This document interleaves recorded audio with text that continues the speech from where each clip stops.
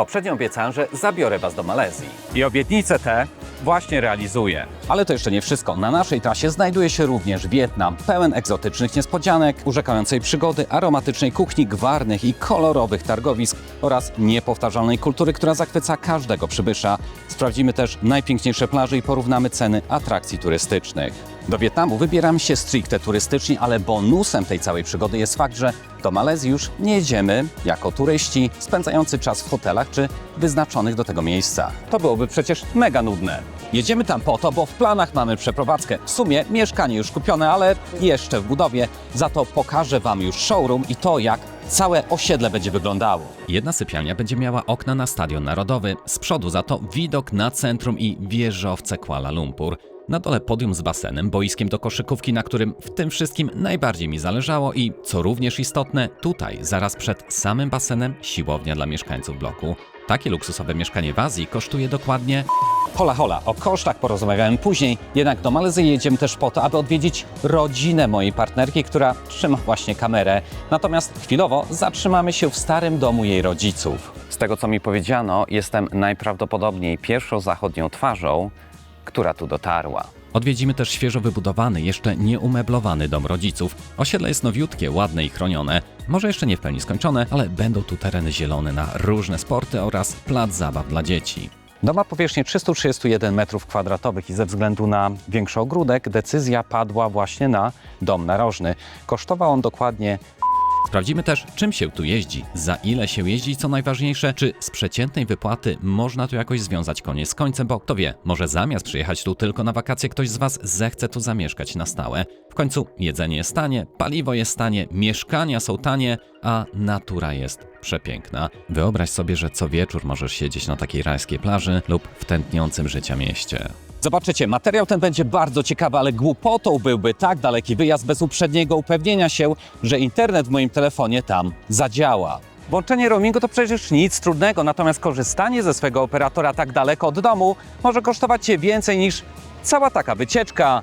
Natomiast jest na to rozwiązanie. Seli to usługa eSIM, która uchroni Cię przed astronomicznymi kosztami roamingu i pozwoli tanio surfować po necie i to bez względu na to, jaką część świata odwiedzasz, a jest to w końcu diabelnie istotne, bowiem w czasie tej wyprawy wyląduję w szpitalu 2 razy. Dlatego stabilny internet, na który możesz liczyć, jest czymś obowiązkowym. Ten wyjątkowy materiał obejrzycie dzięki Seli, dlatego w czasie trwania naszej podróży będziemy testować, jak stabilnie działa usługa, jakie prędkości uzyskujemy w miastach i poza nimi. Zostańcie ze mną. Bagaże spakowane, długie pożegnanie z ukochaną psinką, taksówka i już na lotnisku.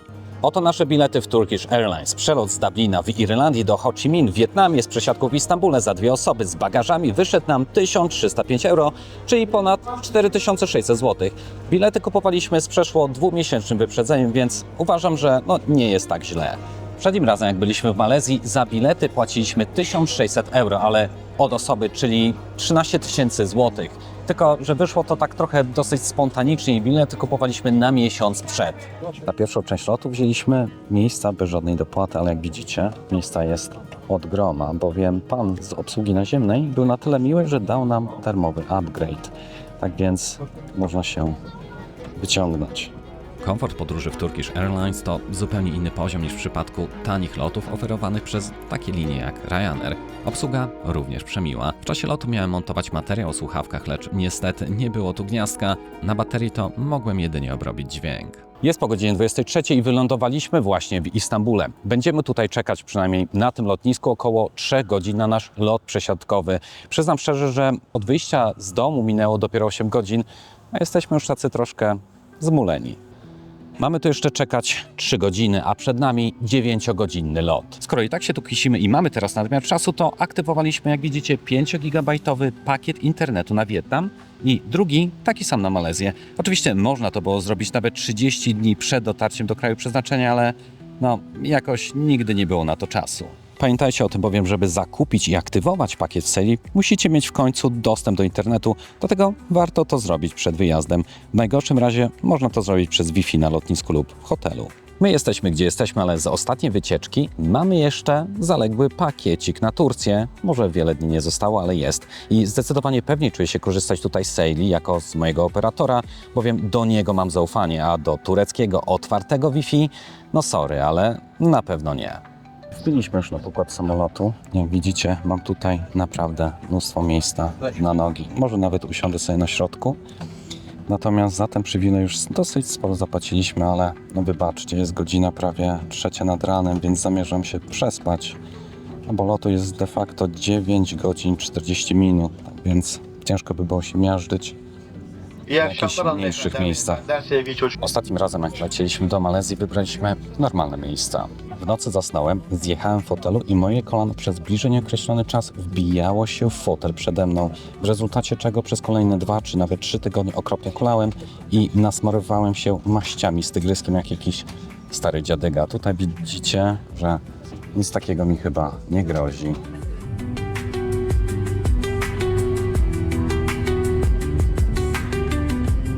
Doleciliśmy, tam jest nasz samolot i powiem Wam, że jest godzina 17 według zegara biologicznego.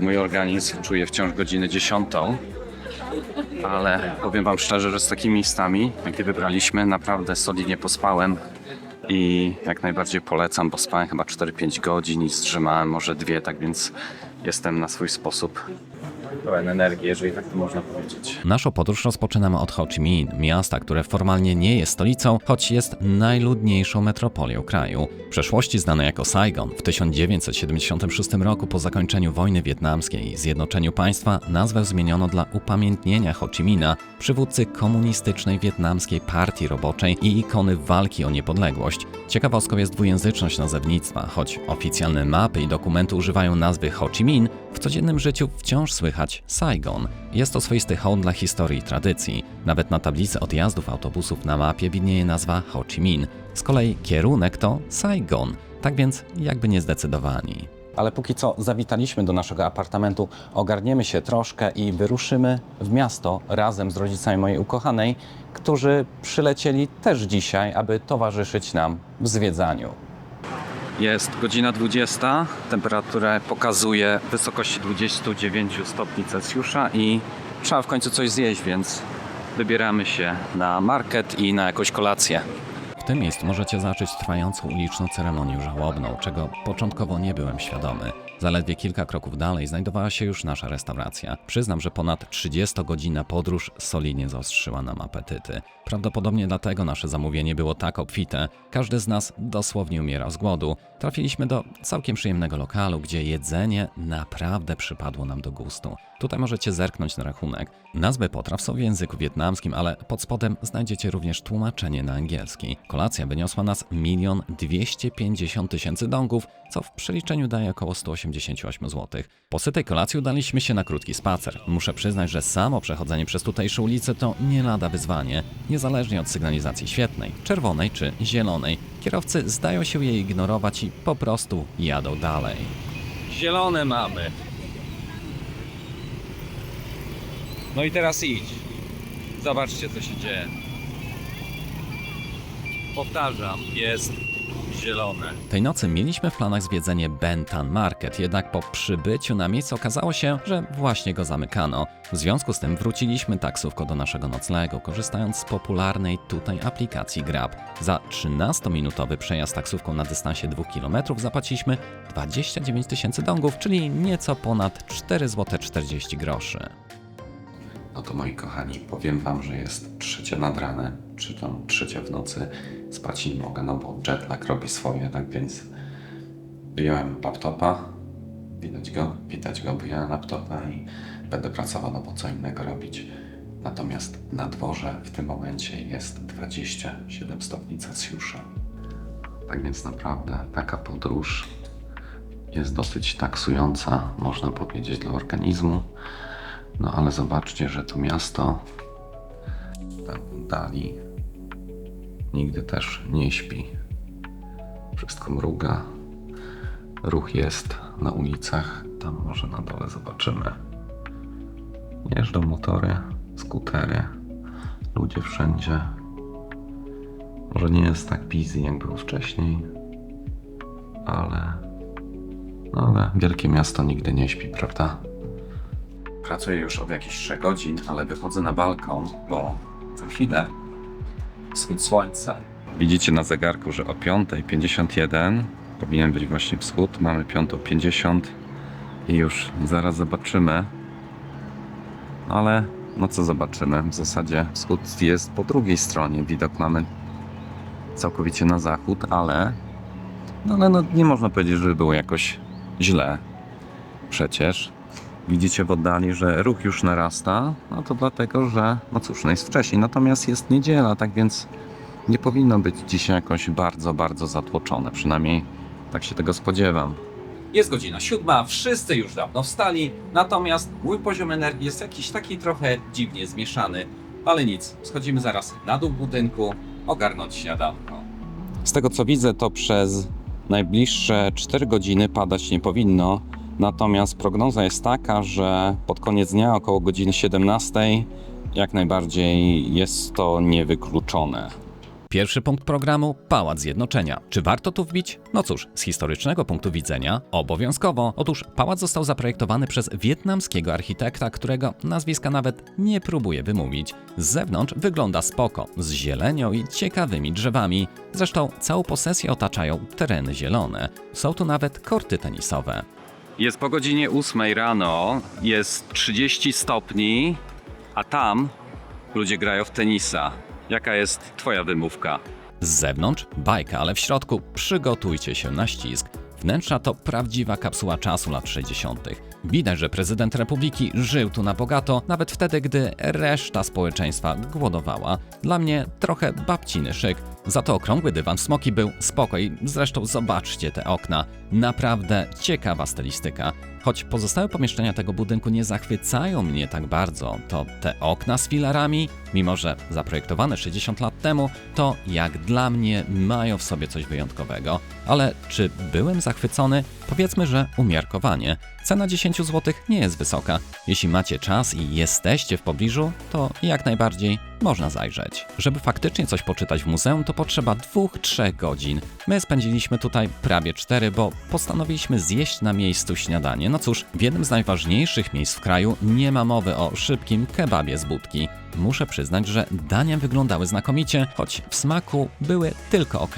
190 zł za 4 osoby, w tym pyszne, mrożone kawy kokosowe, to i tak całkiem rozsądny wynik. Zaledwie 7 minut spacerem od pałacu znajduje się katedra Notre Dame w Saigonie. Jak widzicie, jest ona teraz niestety w remoncie. Obydwie wieże mają wysokość 58 metrów, co czyni je imponującym punktem orientacyjnym w mieście. Zakryte rusztowanie robią słabe wrażenie. Jeśli jednak będziecie w mieście po zakończeniu remontu, zdecydowanie warto je odwiedzić. Wstęp do katedry jest bezpłatny. I gdy już tu będziecie, to tuż obok znajduje się Centralny Urząd Pocztowy w Saigonie, który jest jednym z najbardziej rozpoznawalnych miejsc w Ho Chi Minh City. Budynek został zaprojektowany w stylu neoklasycznym przez francuskiego architekta Alfreda Fulu i wybudowany w latach 1886-1891, kiedy Wietnam był jeszcze częścią francuskich Indochin. Architektura łączy elementy gotyku, renesansu i stylu francuskiego, co czyni go tak wyjątkowym. Wewnątrz można podziwiać mozaikowe podłogi oraz historyczne mapy przedstawiające Wietnam i Kambodżę z końca XIX wieku. Na ścianie głównej znajduje się portret Ho Chi Minha, co dodaje budynkowi lokalnego charakteru. Zaskakujące jest to, że budynek nadal pełni funkcję urzędu pocztowego, a odwiedzający mogą wysłać pocztówki lub listy z tego, co by nie było, historycznego miejsca. Kolejno odwiedziliśmy Ho Chi Minh City Book Street. Jest to literacka przystań w samym sercu miasta. Ulica ta została zaprojektowana jako miejsce spotkań dla miłośników książek oraz osób szukających spokojnej przerwy w zgiełku miasta. To doskonałe miejsce nie tylko do zakupów w licznych księgarniach, ale także do relaksu w małych kawiarniach, gdzie można delektować się kawą czy poczytać. Tak spaceruję po tej uliczce, ale musimy sobie przysiąść na ławeczkę. Siedząc, bawiłem się zegarkiem i pomyślałem, że zdradzę wam więcej na jego temat. Jak widzicie, mój smartwatch pokazuje temperaturę 33 stopni i wiatr, czyli ta strzałeczka od wschodu o prędkości 16 km na godzinę. dzięki czemu czuć jakąś tam delikatną bryzę. No i skoro moi widzowie tak samo jak ja uwielbiają technologię, to zdradzę więcej o tym zegarku, bo jeszcze nigdy o nim nie mówiłem. Jest to hybryda, co znaczy, że mechaniczne wskazówki zawsze pokazują aktualną godzinę. W zasadzie ekran, choć czarno-biały, to też zawsze jest włączony, a mimo tego nawet na takie wakacje nie trzeba zabierać ze sobą ładowarki, bo jak widzicie, ma w tym momencie 90% baterii i pozostało mi tej baterii na 31 dni. Połączenie Bluetooth z telefonem ściąga aktywne, pomiar tętna i HRV również jest włączony. Z kolei jeśli aktywuję oszczędność energii, już zaraz Wam pokażę. Jeżeli aktywuję oszczędność energii, to mam tej baterii na 64 dni. Tak więc nie trzeba zabierać ze sobą na pewno żadnej ładowarki, chociaż oczywiście można. No i właśnie, to wszystko przy założeniu, że nie będę na słońca, bowiem jest to wersja Solar, co znaczy, że ładuje się też właśnie słońcem. Jeżeli przejdę do zakładki natężenia światła, to zobaczymy, ile miałem dzisiaj ekspozycji na słońcu wraz z wykresem z ostatnich 6 godzin. Mogę też podejrzeć dane z całego tygodnia. Właśnie w ogóle przeoczyłem to wcześniej, ale widzę, że jeżeli wejdziemy do opcji, to zegarek ma też język polski gdzieś widziałem. No jest język polski. Akurat tak się składa, że mój angielski techniczny jest płynniejszy niż polski, dlatego prywatne gadżety preferuję po angielsku. Mam go już rok i dalej jestem z niego diabelnie zadowolony. Jak coś, to link do niego zostawię w opisie poniżej. Ma on najdłuższą i najgłupszą nazwę w historii gadżetów, ale sam produkt to, jak widzicie, totalny sztos. Następnie wybraliśmy się na przechadzkę po skwerku, którego nazwę widzicie teraz na dole. Jest to popularne miejsce w centrum Ho Chi Minh, otoczone wieżowcami i rozciąga się od ratusza miasta do nabrzeża rzeki Saigon. To miejsce słynie z występów ulicznych, takich jak śpiew, taniec i inne formy rozrywki. Pierwszy raz tam byliśmy za dnia, to naturalnie nic się nie działo, za to moją uwagę przykuł budynek pełen małych restauracji. Na końcu skweru, na rzece Saigon, znajduje się statek przerobiony na restaurację. Nie wchodziliśmy do środka, ale z tego, co można wyczytać na stronie, ceny zależą od piętra. Zresztą możecie rzucić okiem. Jest godzina 14, zrobiliśmy dzisiaj jakieś już 10 000 kroków, natomiast wróciliśmy do naszego apartamentu, mieszkanka jakąś godzinkę temu, żeby się odrobinę odświeżyć, no bo momentami już doszło do tego, że było 36 stopni Celsjusza, czuć jak 41, więc naprawdę w takiej temperaturze wszystko płynie.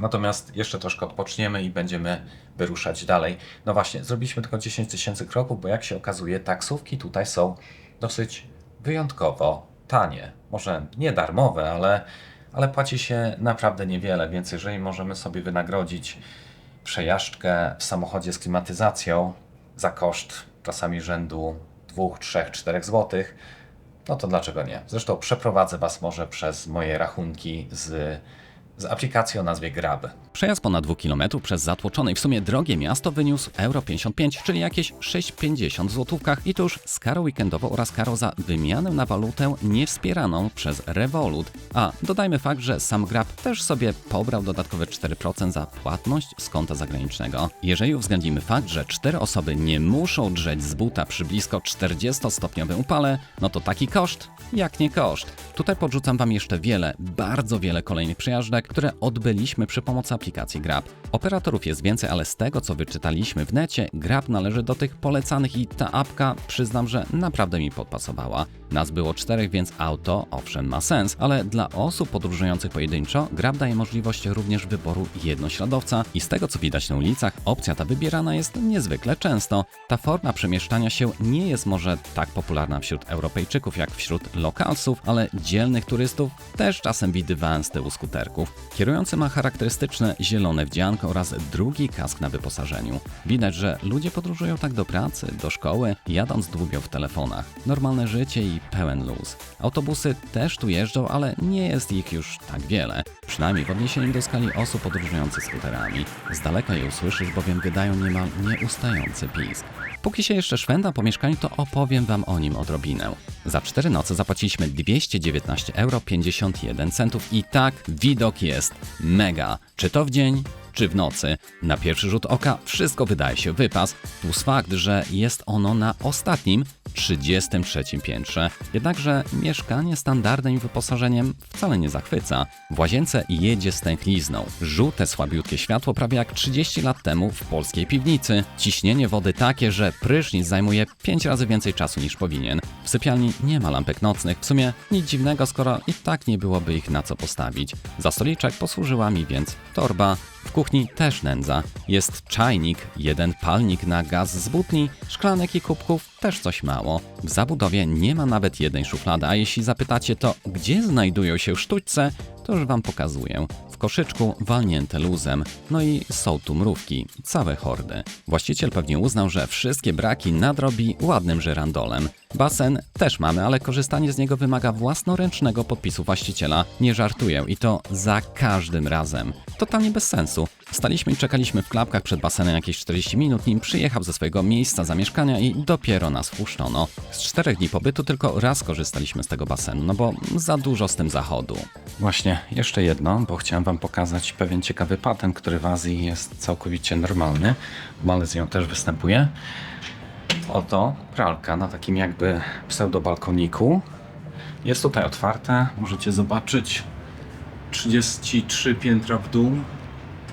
Tutaj jest normalnie praleczka, można sobie wyprać i woda zamiast żadną rurą leci sobie po prostu spod pralki i wlatuje tutaj.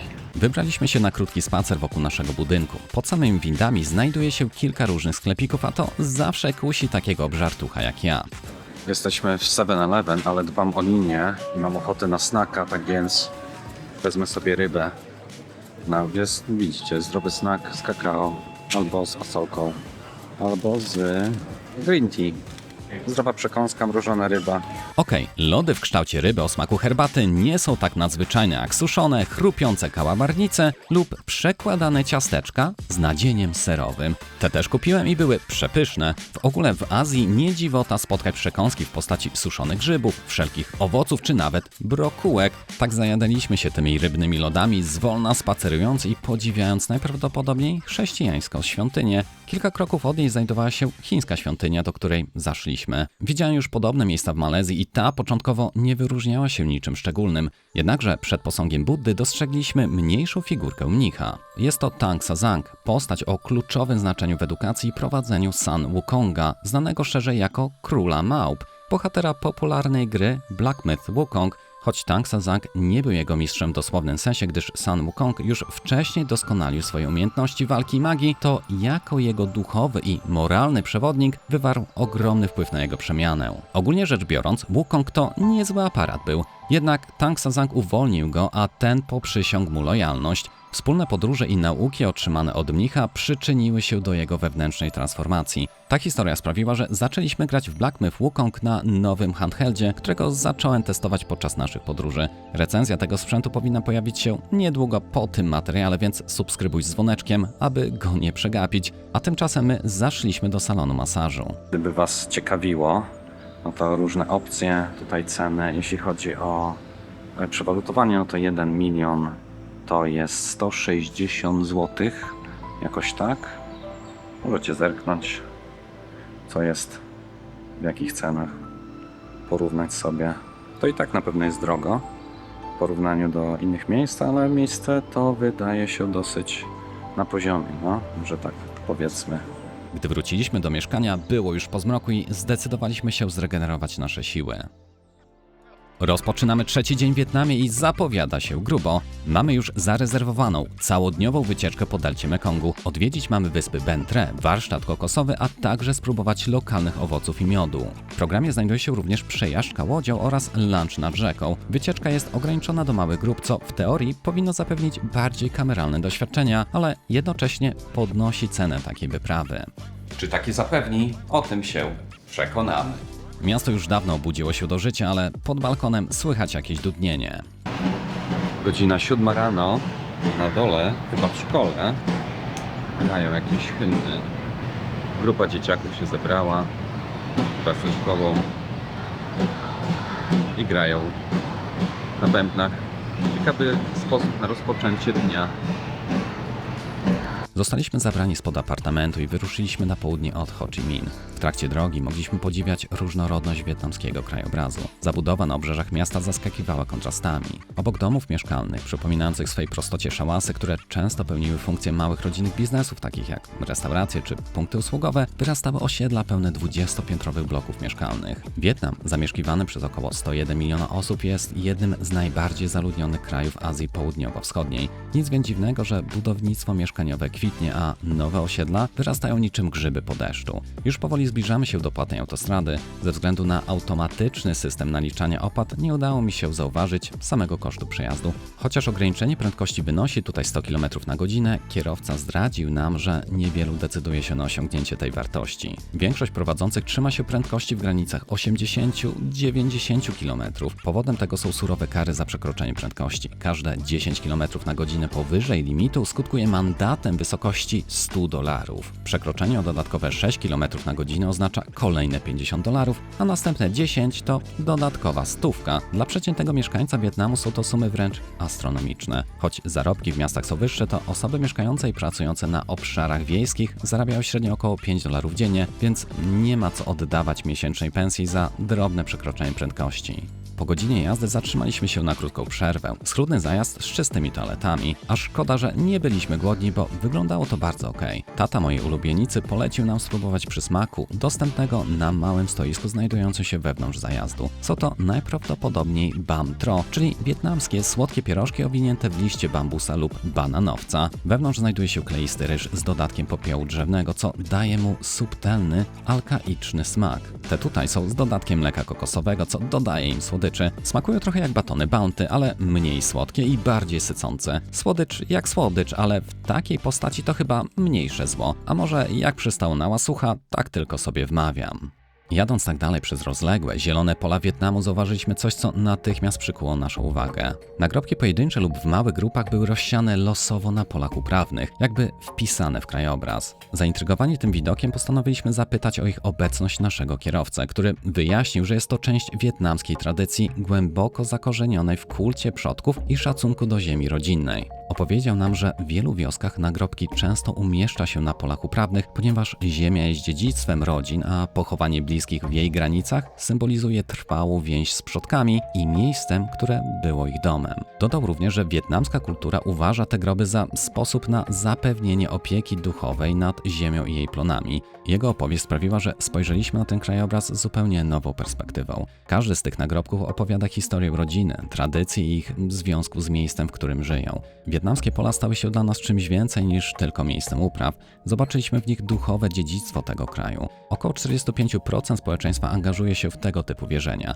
Chrześcijaństwo stanowi 8,2%, ale drugą co do liczby wyznawców religii w Wietnamie jest buddyzm, który praktykuje około 16% mieszkańców. I tak się składa, że pierwszym miejscem, które odwiedzimy w ramach tej zorganizowanej wycieczki, jest właśnie Park Vinh Trang, jedno z ważniejszych miejsc związanych z buddyzmem w tym regionie. Nie jest to park w dosłownym tego słowa znaczeniu, z typowymi rekreacyjnymi udogodnieniami, lecz jest to rozległy teren świątynny, który dzięki swojej unikalnej architekturze, bogatej historii i spokojnej atmosferze przyciąga zarówno wiernych, jak i turystów. Brama wejściowa parku Vinh Trang bogata jest w zdobienia, w tym rzeźby smoków, feniksów i kwiatów lotosu, typowe motywy w kulturze Wietnamu. Najbardziej charakterystyczną cechą pagody Vinh Trang jest jej unikalna architektura, stanowiąca harmonijne połączenie tradycyjnych stylów azjatyckich i europejskich. Widzimy tu nie tylko wietnamskie zdobienia, misternie rzeźbione kolumny z motywami smoków i feniksów, ale też łuki romańskie, francuskie witraże, a nawet elementy przypominające renesansowe detale. Po przekroczeniu progu głównej sali odwiedzających natychmiast uderza przestronność i wysokość pomieszczenia. Kolumny często zdobione rzeźbionymi smokami, owiniętymi wokół nich lub pokryte laką i złotem, podtrzymują wysoki sufit. Wnętrze jest zazwyczaj dobrze oświetlone naturalnym światłem wpadającym przez liczne okna, często ozdobione witrażami, które dodają kolorowych refleksów na posadzkach i ołtarzach. Wnętrze pagody Vinh Trang to prawdziwa uczta dla oczu, pełna bogatych zdobień, kolorowych detali i monumentalnych posągów. Z kolei centralnym punktem głównej sali są ołtarze, które prezentują różnorodne posągi Buddy i innych ważnych postaci buddyjskiego panteonu. W centrum znajduje się posąg Buddy przedstawianego w różnych mudrach, czyli gestach rąk symbolizujących wszelkie aspekty jego nauczania. Obok niego znajdują się posągi Buddy czystej krainy zachodu i Buddy współczucia. Posągi te są zazwyczaj pozłacane lub pokryte pokryte laką, a ich detale, takie jak szaty, fryzury i rysy twarzy, są wykonane z niezwykłą precyzją. Często otoczone są świecami, kadzidłami, kwiatami i podarunkami składanymi przez wiernych. Są to zwykle owoce lub trunki. Tu, w tych miseczkach, chyba nawet znajdował się ryż. Świątynia rozciąga się na rozległym terenie o powierzchni około 2 hektarów, malowniczo otoczonym bujnymi ogrodami. Wśród nich podziwiać można bogatą kolekcję tropikalnych drzew, egzotycznych kwiatów, w tym olśniewające orchidee i majestatyczne lotosy, a także misternie uformowane drzewka bonsai. Na terenie pagody znajduje się 7-piętrowa wieża. Stanowi ona symbol duchowego rozwoju, a jej kolejne poziomy mogą reprezentować etapy oświecenia w buddyzmie. Tuż pod wieżą znajduje się posąg Guanyin. Tutaj widzimy archatów, czyli uczniów Buddy, którzy osiągnęli wyzwolenie, tak zwaną nirwanę. Jest ich 18. A tutaj znajduje się szczęśliwy Buddha. Jest on symbolem nadziei i radości. Ten długi na 32 metry wizerunek przedstawia Buddę w chwili osiągnięcia nirwany, ostatecznego wyzwolenia od cierpienia. Chodzimy tak po tych świątyniach, ale jest 31 stopni, czuć jak 36. Na szczęście niebo jest zachmurzone, więc aż tak nie parzy, ale no oczywiście człowiek płynie w takich warunkach. Jednak czas przewidziany na zwiedzenie świątyni dobiegł właśnie końca. Kolejną atrakcją tej wyprawy jest rejs tradycyjną łodzią po rzece Bentre. W regionie Mekongu niektóre łodzie mają namalowane oczy na dziobie, co jest tradycją mającą przynieść szczęście i chronić na wodzie. Wchodzimy więc na pokład. Takie łodzie służą zarówno do transportu towarów i ludzi. Ta nasza, jak widać, jest przystosowana do celów turystycznych. Mamy tu zadaszenie i wiklinowe krzesełka, jak i stół. Jest to łódź o płaskim dnie, co zapewnia jej stabilność na płytkich i często mulistych wodach delty. Łodzie te są integralną częścią krajobrazu delty Mekongu, pływając po licznych rzekach, kanałach i strumieniach. Te spokojne kanały są nie tylko ważnymi szlakami komunikacyjnymi, ale także źródłem utrzymania dla wielu mieszkańców, którzy od pokoleń związani są z tą wodną krainą. Mekong karmi i nawadnia rozległe tereny delty, czyniąc je niezwykle żyznymi. To dzięki jej wodom ten region wręcz tętni życiem. Ale wydaje się, że ekologią tutaj za wiele się nikt nie przejmuje. W Wietnamie istnieją przepisy dotyczące emisji spalin, ale ich egzekwowanie, szczególnie w odniesieniu do starszych łodzi i silników, może być wyzwaniem. Jesteśmy na ekologicznej wyspie Tai Son, na której się uprawia bardzo wiele różnych owoców. I zaraz będziemy mieli podobną przyjażdżkę. To są prawdziwe kury. Tak wygląda dobre życie kurki, która chodzi, grzebie sobie w ziemi. I są dosyć sporo droższe, co nikogo nie dziwi. Chociaż warunki nie wydają się jakieś genialne, to i tak lepiej niż to, co mają zwykłe kury w klatkach. O, chyba jedzie już nasz przewóz. Przejeżdżając wąskimi ścieżkami mamy okazję poczuć prawdziwą atmosferę tego tropikalnego zakątka. Z perspektywy drogi możemy dostrzec też, jak ważną rolę w tym regionie odgrywają drogi wodne. Ten kawałek przejechaliśmy, natomiast resztę idziemy piechotką. Ogólnie nie jestem zbyt dużym fanem, żeby jeździć konno, męczyć zwierzęta, ale musicie też zrozumieć, że na tej malutkiej wysepce nie ma nic do roboty innego i te osoby, ci ludzie, muszą jakoś zarabiać na życie. I też w jakiś sposób wykarmić też te konie, tak więc się płaci 10 000 dongów za osobę, czyli zapłaciliśmy 40 000, jeszcze zostawiliśmy mały tip za to, żeby dokarmić konika. Tutaj widzimy świeżutkie banany, młodziutkie, które dopiero sobie powolutku dorastają. Tak to wygląda, to jest całe po prostu drzewo bananowca. No i tutaj zaraz pod tym mamy drzewo kokosowe. Widzicie też rosnące kokosy na batony Bounty. Tam jeszcze chwilę temu była papaja, natomiast tutaj widzimy mango. Tak z odrobinę bliższej perspektywy. Wiemy, że coś jedzie, a to oczywiście są duriany. Tam jest pan z wężem. Można przejść za pieniążki, sobie potrzymać, jakby ktoś chciał. Teraz posmakujemy napoju zrobionego z miodu. Wietnam ma bogatą tradycję pszczelarską. Tutaj, jak widać, dodano jeszcze pyłek pszczeli, który jest naturalną mieszanką pyłków kwiatowych. Jest uważany za superfood ze względu na bogactwo składników odżywczych, w tym białka, aminokwasów, witamin, minerałów, enzymów i przeciwutleniaczy. Słodkie.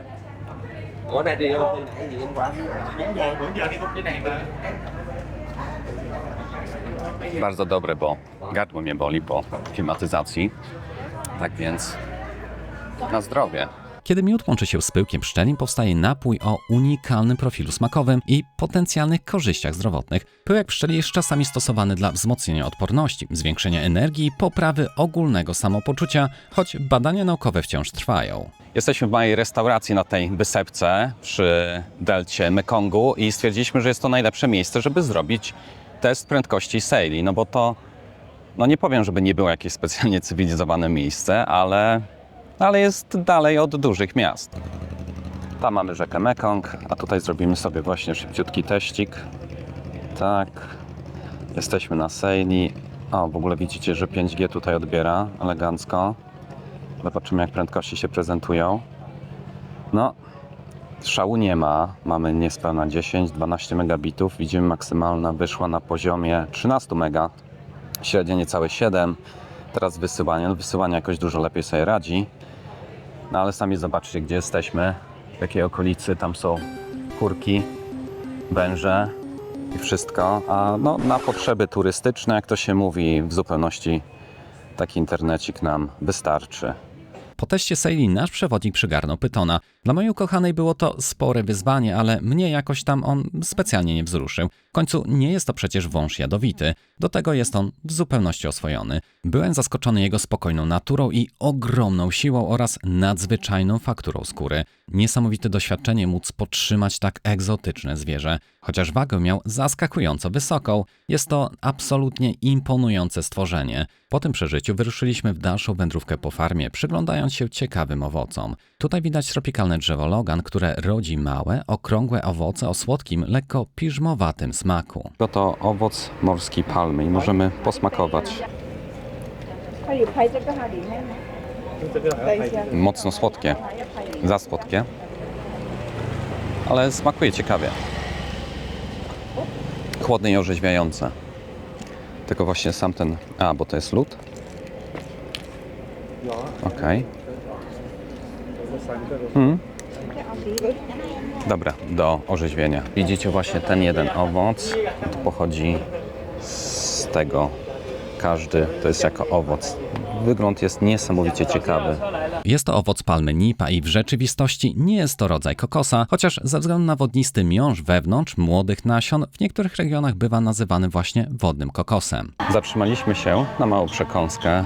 Widzicie, dosyć zdrowa żywność, ale w zasadzie wszystko na słodko. Podczas gdy delektowaliśmy się smakiem lokalnych owoców, podeszła do nas grupka śpiewaczy, którzy wykonywali utwory zanurzone głęboko w lokalnym folklorze.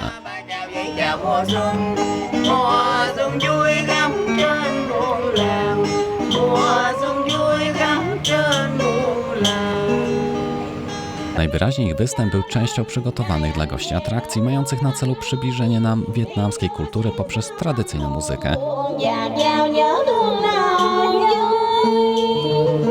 Taki charakterystyczny stożkowy kapelusz jest bardzo powszechny. Jest to nie tylko praktyczne nakrycie głowy chroniące przed słońcem i deszczem, ale także ważny element wietnamskiej kultury i tradycji. Widzicie ananasa? To tutaj się je z solą, jak mi się uda. Dokończyliśmy owoce i wyruszyliśmy w dalszą wędrówkę. To jest coś takiego jak jackfruit? Na dole napiszę polską nazwę. Jackfruit po polsku to chlebowiec różnolistny. Choć często używa się po prostu nazwy jackfruit, można się też spotkać z określeniem owoc chlebowca. Co ciekawe, jest to największy owoc drzewny na świecie, który potrafi dorosnąć do 90 cm długości i 50 cm średnicy, ważąc przy tym ponad 50 kg. Jak widzicie, ten jest w takiej siateczce, a to dlatego, że jeżeli dojrzeje, no to spada. No oczywiście nie chcemy, żeby się rozbił i się zmarnował ten owoc, tak więc siatka jest tutaj w razie bezpieczeństwa, żeby po prostu go później zebrać. Chociażby ten już jest taki naprawdę dorodny i widać, że jak rąbnie z takiej wysokości, no to wiele nie zostanie. Podczas tego wyjazdu kilkukrotnie jadłem suszonego jackfruita i muszę przyznać, że jest on absolutnie przepyszny. Od tej strony farmy jest już zdecydowanie spokojniej, ciszej. Słychać jakieś ptaszki za mną. To, co widzicie, to jak czytacie w języku chińskim oznacza dosłownie żaba polna. Trudno je zobaczyć, bo są malutkie. No właśnie, teraz powinniście lepiej widzieć. Żabki polne, hodowane. A to, co jest przed nami w tej rzeczce, to jest właśnie górami olbrzymi. And it's just over there. roughly there. Do you see? Big one? I see. No, taki olbrzymi. To on nie jest, no bez przesady, ale do zjedzenia olbrzymi. Idziemy teraz zobaczyć, jak rośnie pomelo. Się przeciśniemy tutaj. O, widzę już wam pokazuję. Całe drzewo pomelo. A to, co teraz zobaczycie, to na pewno każdemu się spodoba. Może nie lubicie pomela, może nie lubicie duriana, ale to, co tutaj rośnie, lubi każdy. A o czym mowa? Oczywiście, że o drzewie kakaowca. Zobaczcie, proszę, to jest jeden owoc, tam jest jakiś malutki. W sumie nie wiem, czy ten ciemniejszy powinien być prędzej do zebrania, czy nie. Czy te jaśniejsze? Może mi podpowiecie w komentarzach. Tutaj mamy jackfruit, ale ten akurat rośnie na dole, więc nie trzeba go zabezpieczać siateczką. Tutaj widzicie naturalna rzeczka. Piękna ta zieleń. Nie wiem, czy kamera tu chwyci, ale ta zieleń jest taka naprawdę głęboka. Ten owoc używany jest w Wietnamie do gotowania ryżu, tego klejącego ryżu, i dzięki temu ma on kolor czerwony. Pośród bujnej zieleni dotarliśmy do brzegu rzeki Mekong. Czekały tam na nas tradycyjne łodzie. Schodzimy na taką malutką łódeczkę. W ogóle widzicie, że wody Mekongu są takie dosyć mętne, a to ze względu na oczywiście piasek. Ze względu na oczywiście na piasek, który tutaj jest w większości, no ta woda taka mętna jest po prostu. Wyruszyliśmy wąskie, zielone kanały na pokładzie naszej łodzi, z której mogliśmy doświadczyć spokojnego rytmu delty Mekongu. Wiosła cicho zanurzały się w mglistej wodzie, a my sunęliśmy w głąb bujnej roślinności. Wysokie palmy i gęste zarośla tworzyły naturalny tunel nad naszymi głowami, przez który przebijały się leniwe promienie słońca, malując na wodzie migoczące refleksy. Powietrze było wilgotne i nasycone zapachem tropikalnej roślinności i ziemi. To jest ten sea coconut, który wcześniej piliśmy. Tutaj już się zaczynają delikatne korki. Wszystko jest w zasadzie tak płynne, że nie musimy zwalniać. Z lewej, z prawej, cały czas ktoś coś przepływa. Wcześniej pływały tutaj dzikie krokodyle, ale w tym momencie już ich nie ma. No jakby były, na pewno byłoby ciekawie jako atrakcja. Właśnie ktoś próbuje nas wyprzedzić i wyprzedza w najlepsze.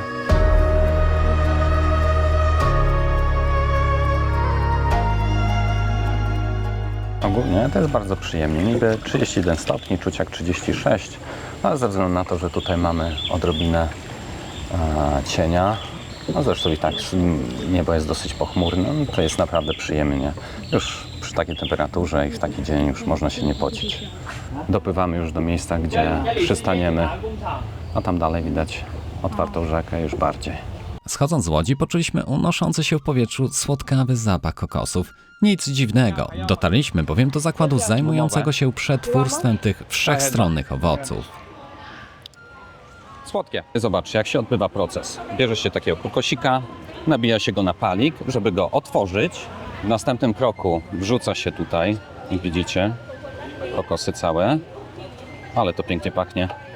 Shreduje się je, mieli i powstają takie właśnie swoiste wiórki kokosowe. Następnie te wiórki kokosowe się wypłaszcza i wyciska z nich sok, czy tam olej. Tutaj właśnie go widzimy. Woda z tego jest odparowywana i powstaje tak jakby cukier. No taka słodki kisiel, słodki cukier właśnie z tych kokosów. A widzicie, nic się nie marnuje, bo te skorupki, które tutaj są, jest nimi palone w piecu. Gdy już się ostudzi, robi się z tego rolki, płaszczy się, wypłaszcza się, kroi się, no i mamy takie krówki swoiste. No i później oczywiście proces pakowania tego wszystkiego. Widać, sprawne ręce trzeba mieć. Dosyć szybkie pakowanie. Oczywiście można powiedzieć, że w pracy każdy ma źle, każdy nie lubi swojej pracy, ale tutaj pani jak najbardziej może sobie oglądać serial, a tu już się rozpoczyna krojenie.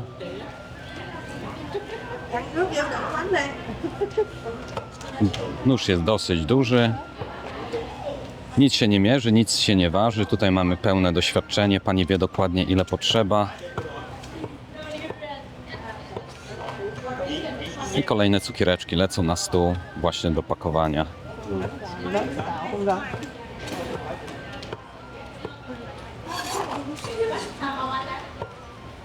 Proces przebiega szybko, zgrabnie.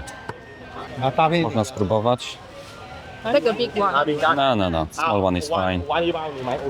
Tutaj kupiliśmy jedną paczuszkę, w zasadzie dużo całkiem. Paczuszkę takich produktów lokalnych. Była. Tutaj widzicie prawdziwe produkty z krokodylej skóry. Ceny możecie zobaczyć. Portfel 700 000. Paski są też po, z tego co widzę, 700 000 dongów. No i niektóre nawet 1 200 000. Liczyłem pieniądze. Dziwnie to wygląda właśnie, jak wszystko jest w milionach i dosyć trudno się połapać. Normalnie jak się za kawkę płaci, wiadomo, 1-2 euro powiedzmy, no w Irlandii, czy tam paręnaście złotych, no to tutaj setki tysięcy, jest to problematyczne jednak, no. Następnie wsiedliśmy do innej, lecz wciąż tradycyjnej łodzi i udaliśmy się w stronę kolejnej wysepki, aby tam zjeść lunch. Każda potrawa była pełna świeżych składników i charakterystycznych dla wietnamskiej kuchni smaków. Tutaj oczywiście są rice noodles, ale to też jest zrobione z rice noodles z jakimś dodatkiem. I teraz tam powolutku ucieka, no ale jeszcze nam zostało. Natomiast skoro jesteśmy tutaj w tej restauracji jeszcze, to sprawdzimy jakie prędkości odnotowuje. Tutaj z kolei jest połączenie 4G widzę. Zaczyna dosyć słabo. 5, 7, 10, no już do przeglądania w zupełności wystarczy. Możemy zoomować. Maksymalnie 19 MB, średnio prawie 11. Teraz widzimy upload wysoko dobił. Mamy maksymalnie 80 MB wysyłania, średnio 30. Tutaj jeszcze przy tej restauracji taka bardzo ładna dekoracja w postaci częściowo zatopionej łódeczki. I zobaczcie, malutkie rybki sobie tam pływają. Pełno tutaj życia. Chyba im dobrze w tym malutkim stawiku, można powiedzieć, oczku wodnym. Dopiero teraz jedliśmy taki prawdziwy lunch, prawdziwy obiad. Smakowało naprawdę świetnie. Wyśmienite jedzenie. Nie ma co oszukiwać. Jest trochę głośno, wybaczcie za to. No i teraz będziemy zmierzali w stronę domu. Już powoli idą, zbierają się wszyscy. To już koniec dzisiejszej wycieczki, ale jeszcze teraz na odchodne dostaliśmy napój z kokosa, z prawdziwego kokosa. Zresztą wezmę kamerę, to Wam pokażę, jak to wygląda od środka. Tutaj mamy tą część kokosa, którą każdy zna. I tam mamy wodę kokosową. Jeżeli nam się uda to złapać. No, jako tak powinno być widać. Widzicie wodę kokosową. Pycha. Ten naturalny napój to prawdziwy skarb tropików. Lekko słodkawy, pełen elektrolitów i niezwykle nawadniający. Świeżość i naturalność tego napoju sprawiają, że smakuje on o wiele lepiej niż jakiekolwiek przetworzone, zasłodzone soki. To prosty, ale niezwykle przyjemny sposób na ugaszenie pragnienia. Miąższ młodych kokosów jest bardzo delikatny, niemal galaretowaty i cienki. Był to dzień pełen atrakcji. Około 65 euro na osobę w zamian za doświadczenia, które otrzymaliśmy, uważam, że wart był tej kwoty. Żeby trochę odetchnąć, 4. dzień w Wietnamie powinniśmy mieć trochę luźniejszy.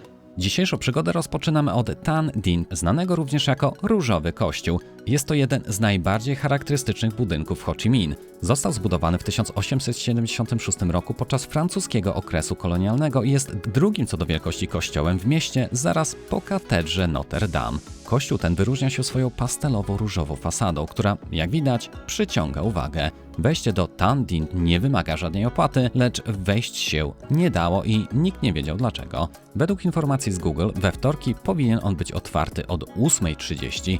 O 9:00 wciąż otwarty on nie był. Na wejściu widniała informacja, że przerwa obiadowa jest między 12 a 14, z kolei ochrona ma wszystkich głęboko. Ignorują sam fakt, że pyta się ich o cokolwiek lub przeganiają nawet ręką. Kolejni turyści dochodzą i dochodzą. Autobusy pełne ludzi przyjeżdżają tylko po to, żeby też pomarudzić i ucałować bramę wejściową. Wywieszenie kartki z aktualnymi godzinami lub datami otwarcia, no nie wiem, jakiekolwiek wyjaśnienie, nawet napisanie odręcznie przecież nie byłoby tak bardzo trudne. Trudno powiedzieć, czy to lenistwo ochrony, czy głupota, może jedno i drugie. W każdym razie byliśmy naprawdę rozczarowani takim podejściem. Tak więc wejście do kościoła kompletnie się nie powiodło, tym samym wybraliśmy się w kolejną, półgodzinną podróż powrotną grabem w stronę centrum. Wejście na Ben Thanh Market było otwarte i choć darmowe, to można tu zostawić sporo gotówki. Market ten należy do jednych z najbardziej znanych i charakterystycznych miejsc wartych odwiedzin.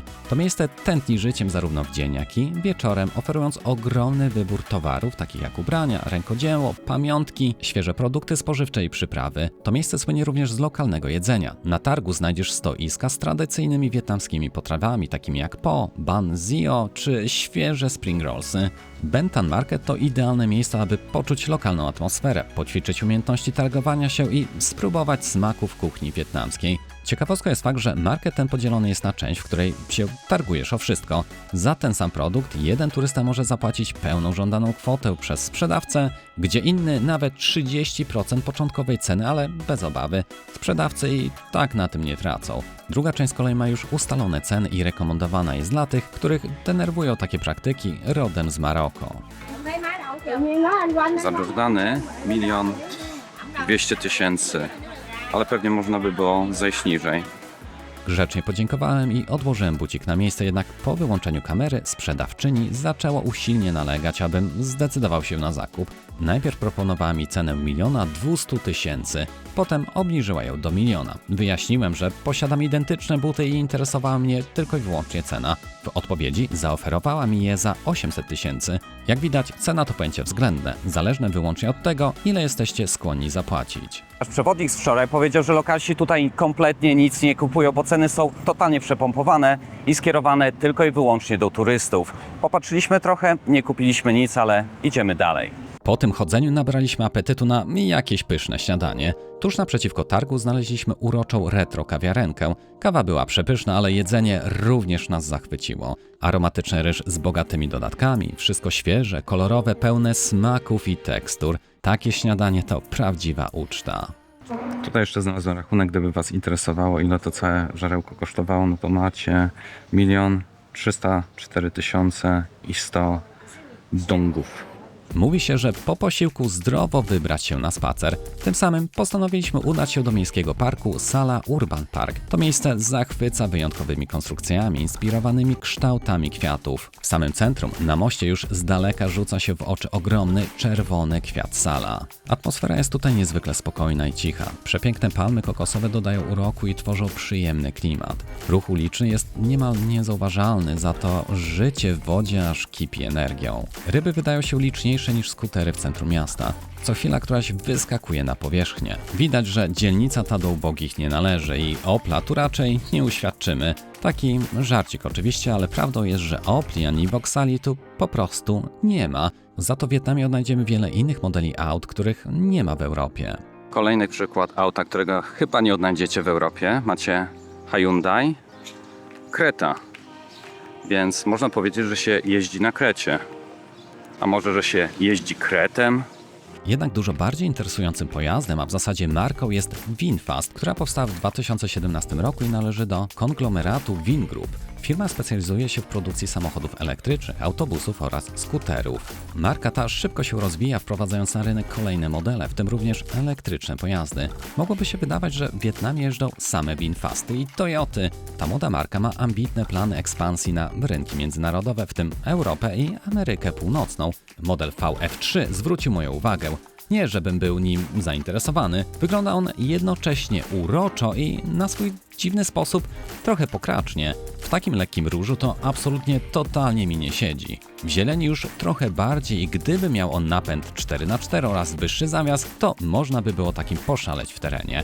Z kolei VF5 jest już ładniejsze, ale jest to wciąż takie bezpłciowe wozidło na prąd robiące najczęściej jako taksówka. W designie tego auta nie ma niczego złego, ale też nie wyróżnia się ono niczym pasjonującym. Mieliśmy szansę przejechać się nim na odcinku 5 km i na wyciszeniu mocno tu zaoszczędzono. Powiem Wam, że we wnętrzu 15-letniej spalinowej Toyoty jest chyba ciszej niż w tym nowym elektryku, ale to przecież tani model, co mocno widać po materiałach wykończenia. Nie chcę powiedzieć, że jest to złe auto, ale moim zdaniem nigdy nie będzie niczyim obiektem pożądania. To taki odpowiednik pralki, kupione, aby działało i tyle. Całe szczęście VinFast robi też ciekawie wyglądające, większe i pewnie dużo droższe modele. Taki VF9 już głupi nie jest. Nie wiem jak wewnątrz, ale czymś takim już bym nie pogardził. Teraz pomyślcie, że zaparkowaliście swoje nowe auto, nieważne jakie by nie było, pod drzewkiem, które niby nie jest żadnym kokosowym, a tam wiszą takie owoce, które jak spadną, to na pewno zrobią dziurkę w dachu. Obeszliśmy cały park, po czym wybraliśmy się w kolejne miejsce bliżej centrum. Niedługo zachód słońca. Jesteśmy w parku pod wieżowcem o nazwie Landmark 81. Ten tutaj jest najwyższym wieżowcem w całym Wietnamie i jednym z najwyższych w Azji Południowo-Wschodniej. Wieżowiec ma wysokość 461,2 metra i tak, zgadliście, ma on 81 pięter. Tuż przy tym pięknym parku znajdują się takie wieżowce mieszkalne. Mają około 40 pięter, natomiast to się wydaje całkowicie niczym w porównaniu do wieżowca, do którego zaraz wejdziemy, o nazwie Landmark 81. Przez pewien czas był nawet najwyższym budynkiem w Azji Południowo-Wschodniej, ale wyprzedziły go inne wieżowce w regionie. Architektura wieży inspirowana jest tradycyjnymi wiązkami bambusa, co symbolizuje siłę, jedność i dynamikę narodu wietnamskiego. Wewnątrz znajduje się wiele udogodnień, takich jak luksusowe apartamenty mieszkalne, biura, sklepy i restauracje. Jednym z głównych punktów atrakcji jest taras widokowy na najwyższych piętrach. I na ten taras zaraz wjeżdżamy. Bilety tanie nie są, bo coś około 15 euro za godzinę, natomiast widok powinien zapierać dech w piersiach. Tunel prowadzący do wind opływał w wizualnym luksusie. Winda śmigała z prędkością 2 pięter na sekundę. Technologicznym wyczynem jest też fakt, że jedna winda zabrała nas z parteru aż na 79 piętro. Jest to w końcu 370 metrów.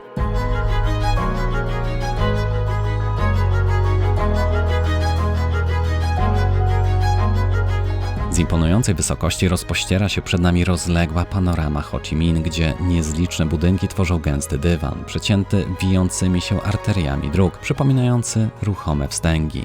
Nasz wzrok przyciąga majestatycznie płynąca rzeka Saigon. Widzimy barki i mniejsze łodzie sunące po jej wodach, dodając dynamiki temu rozległemu krajobrazowi. Z tej perspektywy łatwo zauważyć, jak ważną rolę odgrywa infrastruktura komunikacyjna. Wśród betonowej dżungli odnajdziemy także zaskakujące oazy zieleni, parki i skwery, które stanowią wytchnienie dla mieszkańców miasta. Porządnych rozmiarów park. Nie ma tutaj zbyt wiele rzeczy. Tam jedynie coś jest na nim. Baseny, korty. No stąd jest w końcu widok na wszystko, nie? Widzimy liczne wiadukty i estakady, świadczące o dynamicznym rozwoju i ciągłym ruchu, pulsującym na dole. Ogarniamy wzrokiem tę imponującą panoramę, od nowoczesnego centrum po odległe dzielnice spowite delikatną mgłą. Widok z Landmark 81 ukazuje spektakularny krajobraz tego 10-milionowego miasta. Kolejne piętro, wchodzimy schodkami. Ocza postać w murkach, która pewnie ma w jakiś sposób symbolizować miejsce, w którym jesteśmy. Natomiast, jeszcze daleko nam do chmur. Takim balonem pewnie byśmy dotarli. W takim razie jesteśmy na 80 piętrze, natomiast 81 znajduje się tam, gdzie jest właśnie ten taras widokowy, ale niestety ze względu na to, że padało i tak trochę kropi, jest on zamknięty. Tak więc jeżeli będziecie planowali przyjazd, no to w taki dzień, kiedy jest naprawdę sucho, bilety, które wcześniej kupiliśmy przez stronę Klook, obowiązywały na ten konkretny dzień, natomiast czas nie był w żaden sposób wyznaczony. Mogliśmy przyjść rano, mogliśmy przyjść wieczorem, po południu, kiedykolwiek. Zobaczcie tam między wieżowcami korty tenisowe, tam gdzieś głębiej baseny pomiędzy blokami, żeby się schować od słońca. Może dzisiaj tego słońca nie ma, ale okej, udało nam się wejść na to 81 piętro, natomiast na ten balkonik na zewnątrz już nie wyjdziemy. Jak widzicie, nie ma tutaj za dużo ludzi, jest całkiem spokojnie. Bałem się, że to będzie naprawdę oblegiwane miejsce przez setki tysięcy osób jednocześnie, a oprócz nas jest tam jedna parka w zasadzie. Jest bardzo fajnie. O, widzę balkon, zobaczcie. Więc my jesteśmy na 81 piętrze, a tu można powiedzieć, że to jest takie trochę naciągane, prawie 82. Jednak udało nam się wejść na to 81 piętro. Jest jeszcze trochę wilgotno, ale wpuścili nas, tak więc możemy się delektować widokiem z najwyższego budynku w Wietnamie. Musieliśmy podpiąć się uprzężami i do tego prowadzimy taki roller wewnątrz, powiedzmy, barierki, żeby nikt nie wyskoczył. Stąd mamy właśnie taki widok. W takim razie wychodzi na to, że nawet jeżeli padało, no to możecie odpowiednio długo poczekać na pozostałych piętrach, ponieważ płaci się za wejściówkę, a nie za ten czas. Czas jest po prostu nielimitowany, więc jeżeli chcecie spędzić, lub jeżeli macie czas na to, żeby przeczekać godzinkę czy dwie i zależy Wam, żeby wejść właśnie na ten taras widokowy tutaj, no to jest to do wykonania. Zachód słońca będzie dokładnie o 18:03, widzicie to na zegarku. Natomiast, no właśnie, patrzymy na zachód i niestety niebo jest tak zachmurzone, że raczej nasz plan, żeby zobaczyć zachodzące słońce, no nie do końca się dzisiaj powiedzie. No ale, no cóż, osiągnęliśmy coś. Jesteśmy tu, gdzie wstępnie mieliśmy nawet nie być, tak więc nie ma tego złego, co by na dobre nie wyszło. Tutaj jeszcze widzimy, podświetlenie się właśnie odpaliło, takie fioletowe. Zapada już zmrok, natomiast widzicie, mgła również się przypętała i no, mieliśmy nadzieję, że popatrzymy sobie na światło miasta w nocy, ale chyba jednak dzisiaj tego nie zrobimy, tak więc będziemy się zaraz zbierać. Zjemy może tutaj też na tym wysokim piętrze, jak nie, no to zjedziemy na sam dół tego shopping center, no bo jest to w centrum handlowym i zakończymy dzisiejszy dzień. Do zobaczenia w następnym. Dzień dobry moi kochani, jest jakoś przed godziną 7 rano i właśnie dokończamy dopakowywanie naszych bagaży, bowiem już dzisiaj opuszczamy Ho Chi Minh i jedziemy do Mui Ne, które oddalone jest o jakieś 210 km na wschód. Wrzucamy do skrzynki karty wejściowe i wybieramy się w przygodę z dala od dużego miasta. Mui Ne to malowniczy nadmorski kurort znany z pięknych plaż, tropikalnej przyrody i wyjątkowych atrakcji. Dawniej była to rybacka wioska, ale dziś jest popularnym miejscem wypoczynku, oferującym luksusowe hotele oraz restauracje. Dzięki stałym wiatrom i spokojnym wodom Mui Ne jest również znane z doskonałych warunków do kitesurfingu i windsurfingu.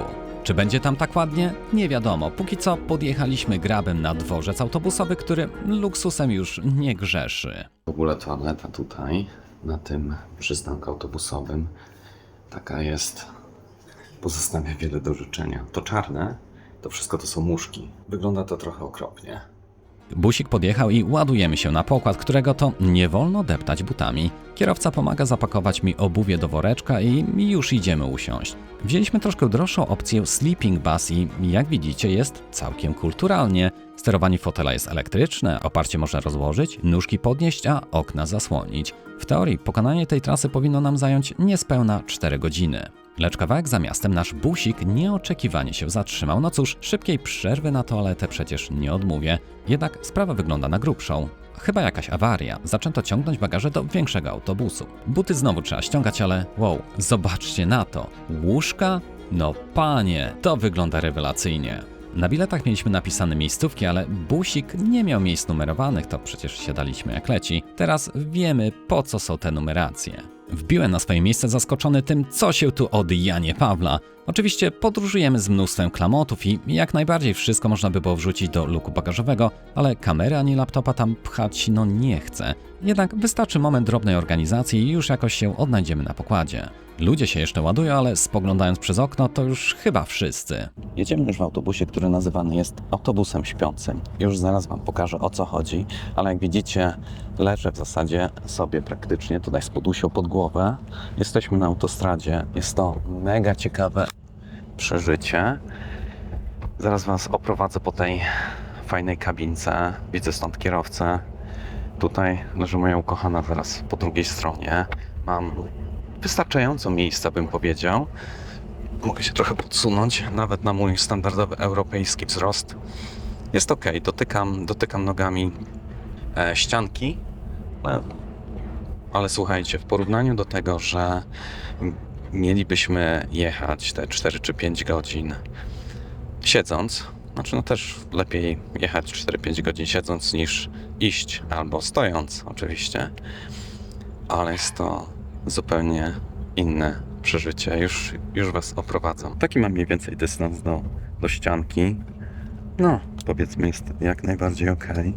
Tam widzimy kierowcę zajęty swoimi sprawami, swoimi rzeczami. Tam oczywiście leży druga osoba, u góry jest kolejne łóżko. Tutaj co więcej, widzimy klimatyzacja. Można sobie... Zamknąłem, bo zimno aż. Dmucha. O, tak naprawdę fest dmucha. Okej, nie chcę mieć później bolącego gardła, może troszeczkę tylko zrobimy. Tutaj mam zasłonkę. Muszę ją całkowicie opuścić. Jest jasno, bo to jest otwarte. I muszę ją podnieść całkowicie do góry. Zobaczcie, jesteśmy jak najbardziej w drodze, lecimy sobie autostradą. Jest jak najbardziej elegancko, ale co więcej, tutaj jest na wyposażeniu woda, jakiś koszyczek, na jakieś wasze klamoty. Tutaj jest nóżko, to zrobię, jeżeli się uda. Kolejny cup holder, może się nie uda. Tutaj mamy ekran.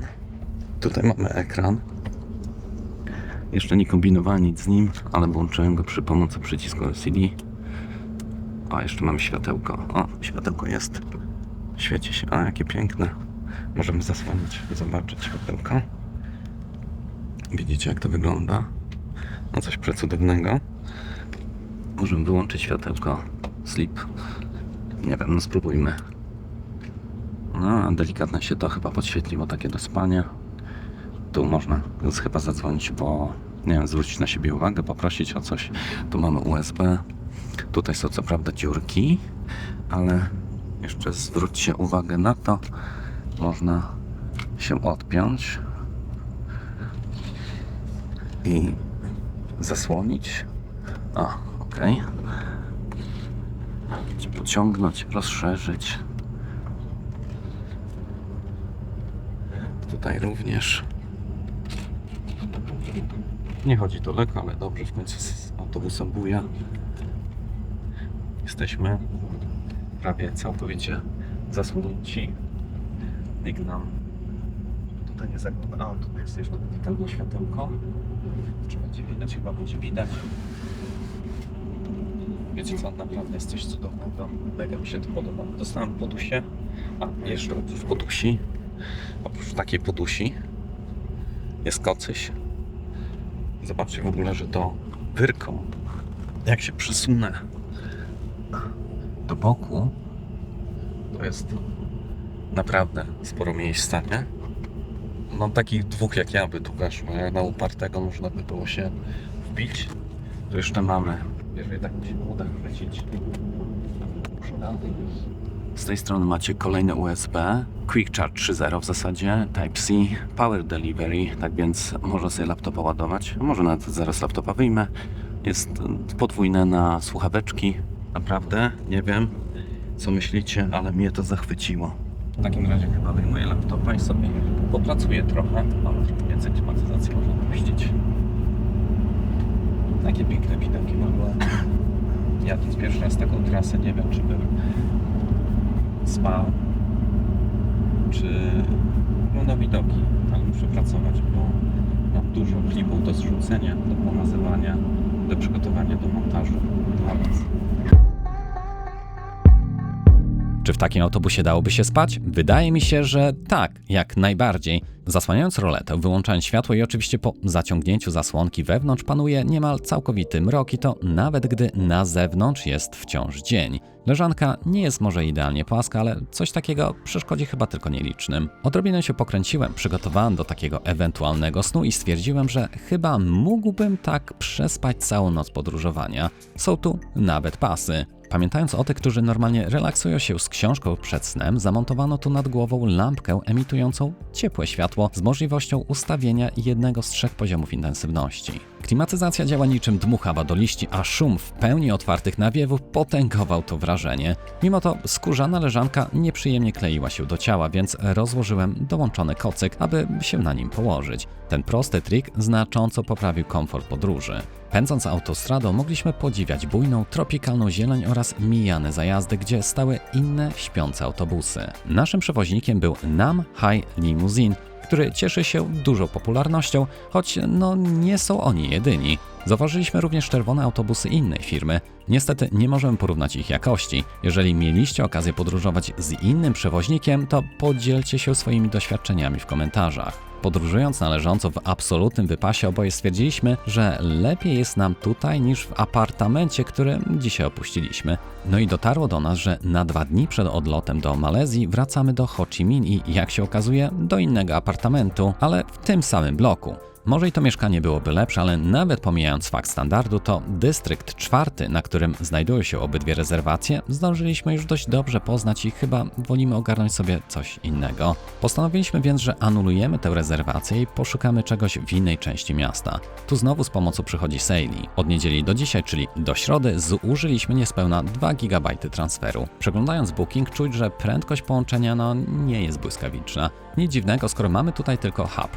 W sumie jesteśmy w ruchu, niby na autostradzie, ale jednak z dala od wielkiej aglomeracji. Mówiąc językiem potocznym, zadupiak ich mało. W związku z tym warto wykonać speed test. Pobieranie w czasie podróży mocno skakało, ale średnia wyszła na poziomie 3 megabitów na sekundę. Max przebił 6,5.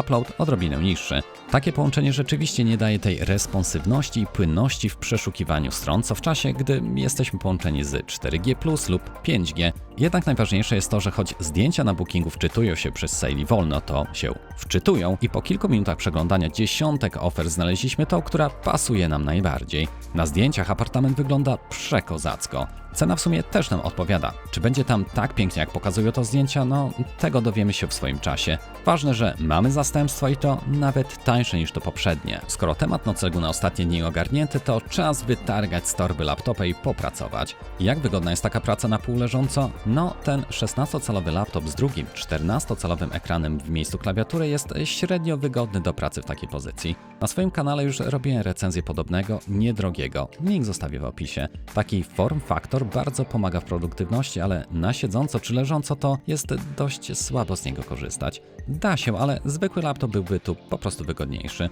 Ten port USB-C znajdujący się koło głowy naładuje smartfona z prędkością 18 W, ale mój laptop też lubi standard Power Delivery i choć nie ma w autobusie normalnego gniazdka, to te 18 W wystarczy na podtrzymanie zasilania, nawet gdy już baterii jest bardzo mało. Po jakiejś godzince podróżowania zatrzymaliśmy się na małą toaletę i odrobinę rozprostowanie kości. Powiem Wam szczerze, że podróż mija absolutnie błyskawicznie w takich warunkach. Aż dziwne, że niektórzy zwykłymi autobusami jeżdżą aż do Hiszpanii. Przynajmniej kiedyś tak się z Polski jeździło. Przecież to jest katorga, a tak sobie można siedzieć. Co tam się dzieje? Spokojnie, panowie. A tak można sobie leżeć, siedzieć. Nie wiem, no ja jestem zachwycony. Mi tam pasuje takie podróżowanie. Widzę tutaj rodzice się zrzemnęli. No bo w sumie czemu nie? No oczywiście tam co jakiś raz ktoś tam wyjechał jakimś motorem przed maskę.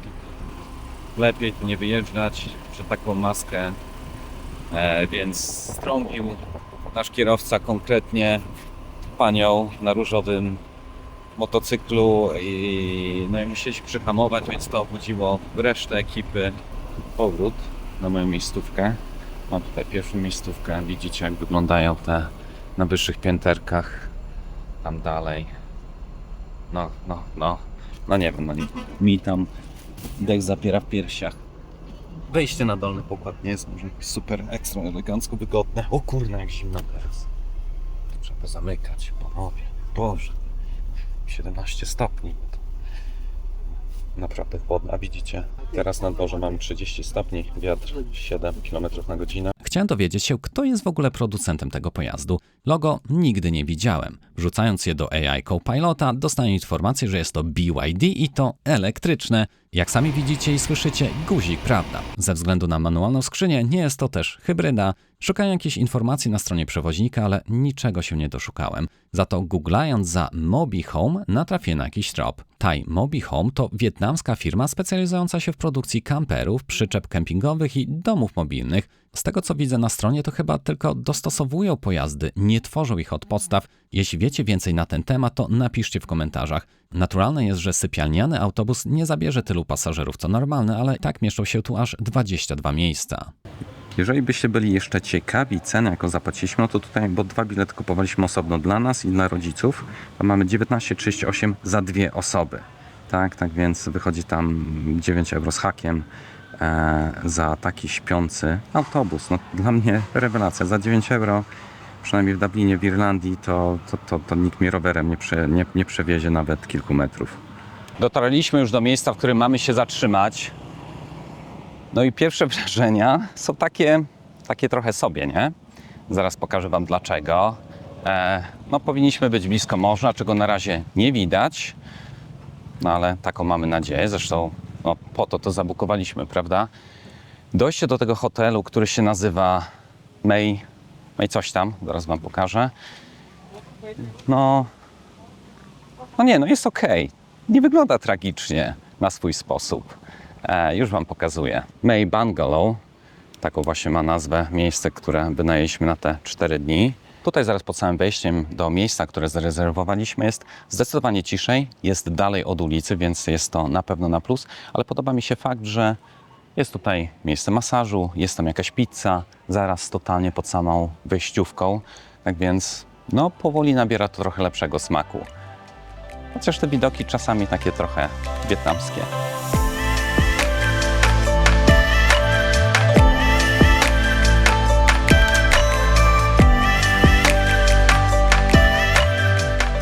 Recepcja znajduje się tam, zaraz przy czymś, co można by było nazwać taką delikatną kantynką. Wedle danych z Bookingu miejsce, które wybraliśmy, powinno znajdować się 150 metrów od plaży. Niby 2 gwiazdki, więc nie liczyliśmy na zbyt wiele, ale wygląda to całkiem. Cena za 2 pokoje wyniosła 5 200 000 dongów, czyli 189 euro. Domki wyglądają naprawdę przeuroczo. Cały czas towarzyszy nam przyjemny, taki delikatny wiaterek. Tutaj jak złapiemy ostrość, to mamy 11 km na godzinę, 28 stopni, więc basen też tutaj nie wymaga żadnego głupiego podpisywania i można sobie po prostu wejść. I tak wyglądają te bungalows. Tam widać w oddali. Nie wiemy jeszcze, który dostaniemy, no bo właśnie jest wcześnie, tak? Było coś, która jest przed 12. Powiedzieli nam, że możemy wejść tak dopiero o tej 1. No, tam jest piękna ławeczka, jakaś można się pobujać. Tutaj też są takie apartamenciki. No, w najgorszym razie możemy dostać taki apartamencik. Chociaż nie wiem, czy bym nie wolał właśnie takiego domku, który znajduje się tam w oddali. Ale to się wszystko jeszcze zaraz okaże. Przy basenie znajduje się ciekawa ozdoba. No i ładna ozdoba. Natomiast tu chyba ktoś wpadł na pomysł, żeby zrobić tutaj wkrętami w drugą stronę, aby nikt z tej główki nie zdecydował się skakać do basenu. Powiem wam, że to miejsce ma taki naprawdę przyjemny vibe. No i do tego ta pogoda, nie? Jest naprawdę cudownie, jest ciszej. Przesiedliśmy się na bujaną ławeczkę, natomiast skoro i tak czekamy, no już 12, jeszcze godzinę, może półtorej musimy czekać na nasz pokój, aż ktoś wyjdzie i w nim będzie posprzątane, to przeglądamy sobie, co tutaj mają w tej tam kawiarence. I możecie popatrzeć na ceny, tak? Tutaj czarna kawa 20 000 wietnamskich dongów. Mamy jakieś cocoa, coffee shake, no chyba sobie wezmę coffee shake, coconut, coffee milkshake. Brzmi ciekawie. Tu macie też jakieś kanapeczki z awokado, z smażonym jajeczkiem 45 000. Ceny możecie sobie tam porównać, może napiszę nawet tuna, onion, mayo, awokado sandwich, fried eggs. Jeszcze jeden taki fun fact. Tutaj zrobiłem zdjęcie z tego, co tam pan miał w recepcji na swoim stoliku. Widzicie, że mój ne do Ho Chi Minh sleeping bus, taki, który my braliśmy, czyli ten tutaj na dole, kosztuje 300 dongów, czyli wychodzi ponad 12 euro. I z kolei my zakupiliśmy te bilety właśnie za tam 9,60 czy 9,70 euro, jakoś tak to wychodziło i kupowaliśmy to przez Klook, przez stronę o nazwie Klook. Już wam pokażę, jak ona wygląda. Tutaj widzicie to aplikacja o nazwie Klook. Absolutnie nie jest to żadna reklama, tylko tak po prostu mówię, że wbrew pozorom, bukując przez to, no ja tej aplikacji za bardzo nie znam. Moja ukochana bardziej tą aplikację ogarnia. No ona jest głównie, ta aplikacja jest głównie na Azję. Widzimy, że ceny, które tutaj, bo to już nie pierwszy raz, tam chyba wcześniej nie wspominałem, bukujemy tutaj taniej coś niż jest na przykład w sklepie, czy tak jak w tym momencie na recepcji. No więc to może nie jest takie głupie, żeby tutaj właśnie podróżować do takich krajów z taką apką, no bo przez Booking z kolei się już tam parę razy zapłaciliśmy drożej. Jak się okazało, wcale nie musieliśmy czekać tak długo i jeszcze przed 13 dostaliśmy nasz pokój. Nasz pokój jest tuż właśnie przy basenie, jest na parterze. Już tutaj wnieśliśmy bagaże, więc tyle. Jak to wygląda, sami możecie stwierdzić. No powiem wam, znaczy zapach jest całkiem przyjemny, nic tutaj nie odstrasza jakoś specjalnie, ani nie ma za specjalnego syfu. No pomieszczenie nie jest za duże, jest w dosyć starym stylu, tutaj mamy jakąś otwartą szafę, łazieneczka też na tyle, na ile jest, a jest prysznic otwarty bez żadnej zasłonki, ale to tak dosyć standard. Tam mamy cały czas otwarte okienko, jest toaleta, no i tyle. O, jest nadlodówka takich rozmiarów jak najbardziej znośnych nie ma, a jest kettle, czajnik, więc to mi się podoba, że jest chociaż czajniczek, często tego nie ma, jakbyś w Maroku nie było. No i mamy od razu tutaj jakiś swój stoliczek, jest basenik i co? I jest elegancko. Jeszcze taki mały touch, który zauważyłem dopiero teraz. Widzicie, że tutaj na wyposażeniu są eartipsy, te patyczki kosmetyczne tak zwane. Mamy grzebyczki świeżutkie, nieużywane, zapakowane. Są szczoteczki do zębów, z małą ilością oczywiście pasty, no ale powiedzmy, gdybyście zapomnieli, jakiś czepek do kąpania i coś, co wygląda chyba na mydełko. Tak więc elegancko. Jeśli chodzi o ich walutę, czyli wietnamskie dongi, no to tak jak możecie zobaczyć, są z podobizną tej samej osoby, która była na urzędzie pocztowym, na tej poczcie. Tutaj mamy odpowiednik 2000, 5000, ten sam łepek 100 000, 200 000, ta sama osoba 50 000, za to już można kupić kawę i pół. Za 100 000 to już można jeszcze pizzy nie zjeść. No już widzieliście ceny. 200 000 tutaj mamy. No 500 000, czyli pół miliona, największy nominał jaki obecnie mamy tutaj ze sobą obecnie. Tu widzicie, jest coś tam, jakieś przeźroczyste, to chyba wygląda na kwiat jakiś, może lilii, może nie, nie wiem, nie znam się, chyba mnie za to nie zatłuczecie. Tutaj coś też, takie półprzeźroczyste, tak to się prezentuje. Tak prezentują się pieniążki, nie znam się za bardzo, możecie zacząć drugą stronę. Co tu jest? Jakaś wioseczka. O, to oczywiście piękne to, z czego wiele osób kojarzy właśnie czy Wietnam, czy Tajlandię. Tak wyglądają ich pieniążki. Kartą oczywiście można płacić, na przykład za ten hotel zapłaciliśmy gotówką, woleliśmy, ponieważ jest 3% dodatkowego charge'u za płacenie kartą. Tak więc, zresztą za wypłacenie z bankomatu też się płaci karę, tak więc, no ale takie życie. Wyszliśmy właśnie z hotelu, żeby dojść do plaży, zobaczyć, ale tu się zatrzymaliśmy, tutaj jest jakaś szkoła surfingu i w ogóle tam jest pralnia.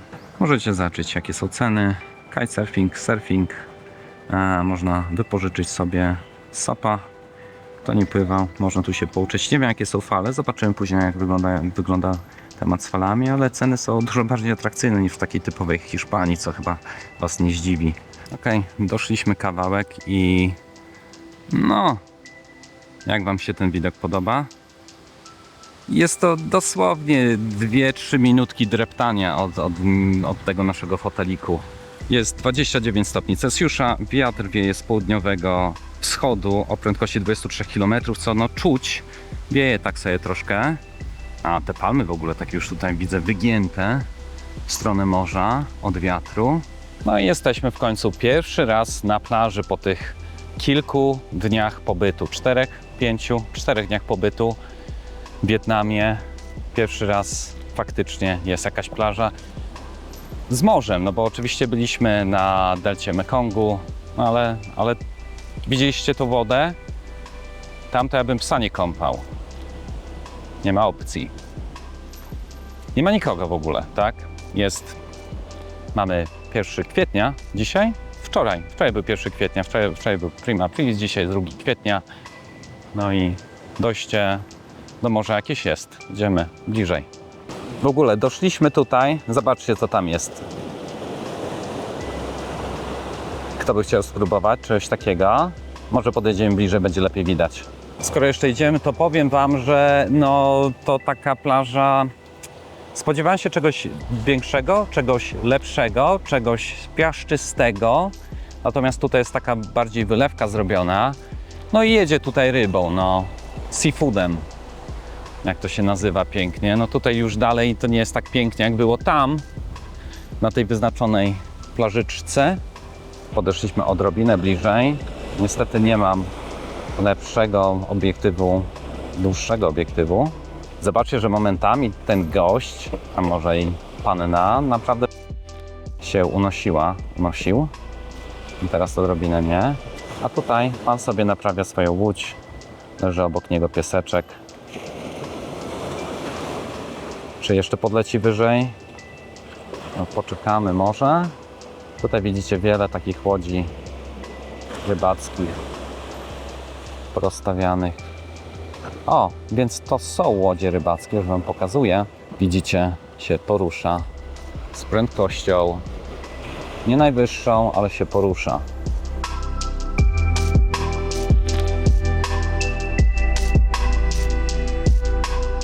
Widzicie, wchodzimy na coś, co naprawdę wygląda już zdecydowanie lepiej niż tam poprzednio. No to można powiedzieć, że jest plaża. Łącznie może jakieś 5 minut piechotką od naszego miejsca. Jest to bar. Wielu z was pewnie kojarzy, jak to wygląda w Polsce, jeden na drugim. Ludzie się kłócą, przychodzą o 4 rano, żeby zająć miejsce. Tutaj jest godzina co, no 14 godzina i nic takiego się nie odwala. Tam dalej się jeden pan lub pani bawi. Jest elegancko.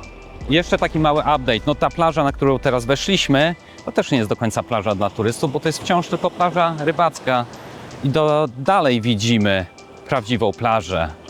No jest to znowu dalej, tak jak podkreślając, dalej, ale chyba warto będzie się przespacerować. Tutaj restauracja o nazwie Pineapple. Widzimy na wyposażeniu Banana Boat. Są też skutery wodne, a tu możecie zobaczyć, jakie są ceny za tego typu atrakcje w tym przynajmniej miejscu. Tam dalej znajduje się ta ładna plaża, na którą chcieliśmy się wybrać. Natomiast no, trzeba by było zdjąć buciki, żeby tam przejść i z kamerą nie za bardzo chcę skakać po mokrych kamieniach, które są jeszcze pod kątem, więc chyba wybierzemy drogę łatwiejszą, przejdziemy się dookoła. Tutaj, przynajmniej po tym widoku, mam taki vibe typowy z Polski. Nie wiem, czy kojarzycie Makowo.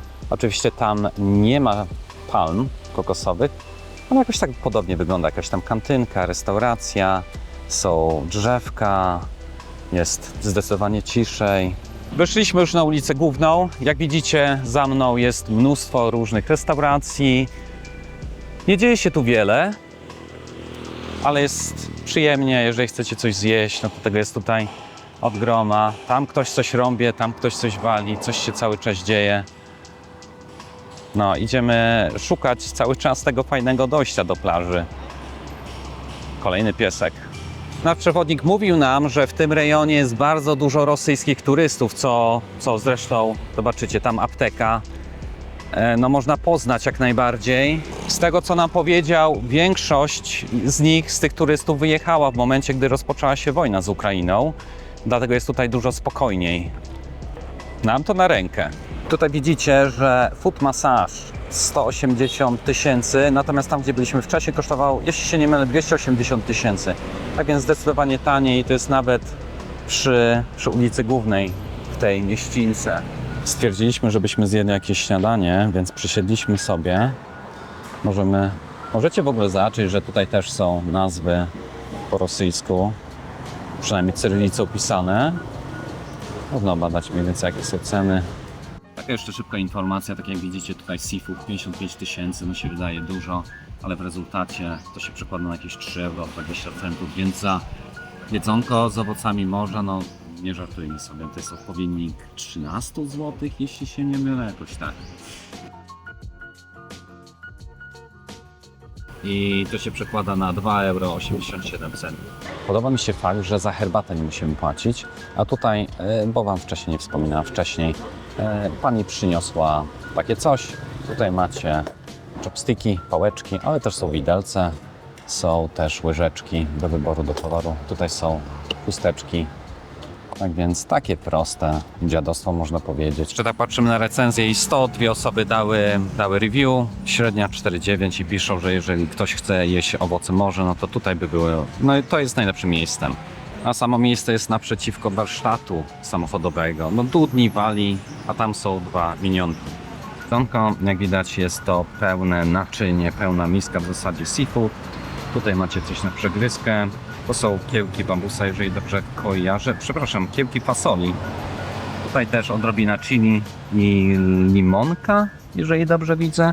Ja wciąż czekam na swoje danie, natomiast zobaczymy, jak tutaj Sally sobie radzi. Znowu mamy tylko H+, ale zasięg jest pełen. Jadą. Mamy 2, 3, 4, 6, 7, 8, 9, 10, 12 megabitów. Czyli ile? No 11 wyszło maksymalnie, 7, 32 wyszła średnia. Teraz powinien się zacząć sprawdzać upload. 4,5, 5,61, później spadło do średnio do 1,7, no prawie 80, ale używać można. Tak wygląda moja wołowinka, wygląda naprawdę dobrze. Już odrobinę spróbowałem, smakuje też wyjątkowo smacznie. Chyba tutaj wrócimy. Do tej mojej wołowinki dobrałem jeszcze smażony szpinak z czosnkiem. W ogóle wybaczcie za tą urwaną narrację. Jak wiecie, jest to pierwszy taki content wycieczkowy na kanale, który wrzucam, tak więc jeszcze trzeba technikę doszlifować. Natomiast content był urwany z tego względu, że oczywiście szliśmy na tą plażę, natomiast dojścia tamtędy żadnego nie było i musieliśmy wrócić. Zapachniało nam ładnie. Na śniadanie zjedliśmy taki malutki trójkącik kanapeczki, a już było po godzinie chyba 14, tak więc naprawdę zgłodniliśmy.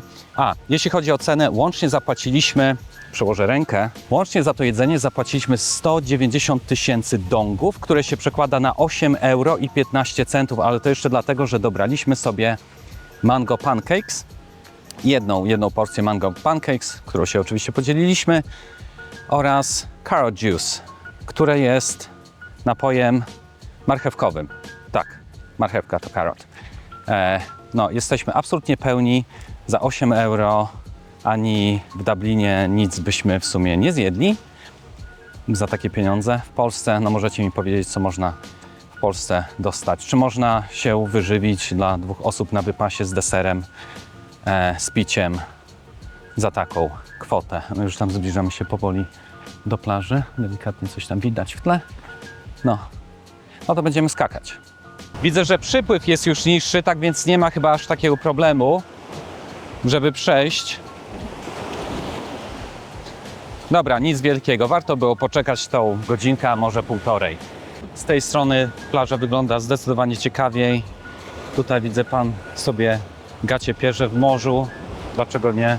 Zabieram moje sandałki i idziemy na piaseczek. No i dopiero od tej strony docieramy do takiego ładnego kurortu.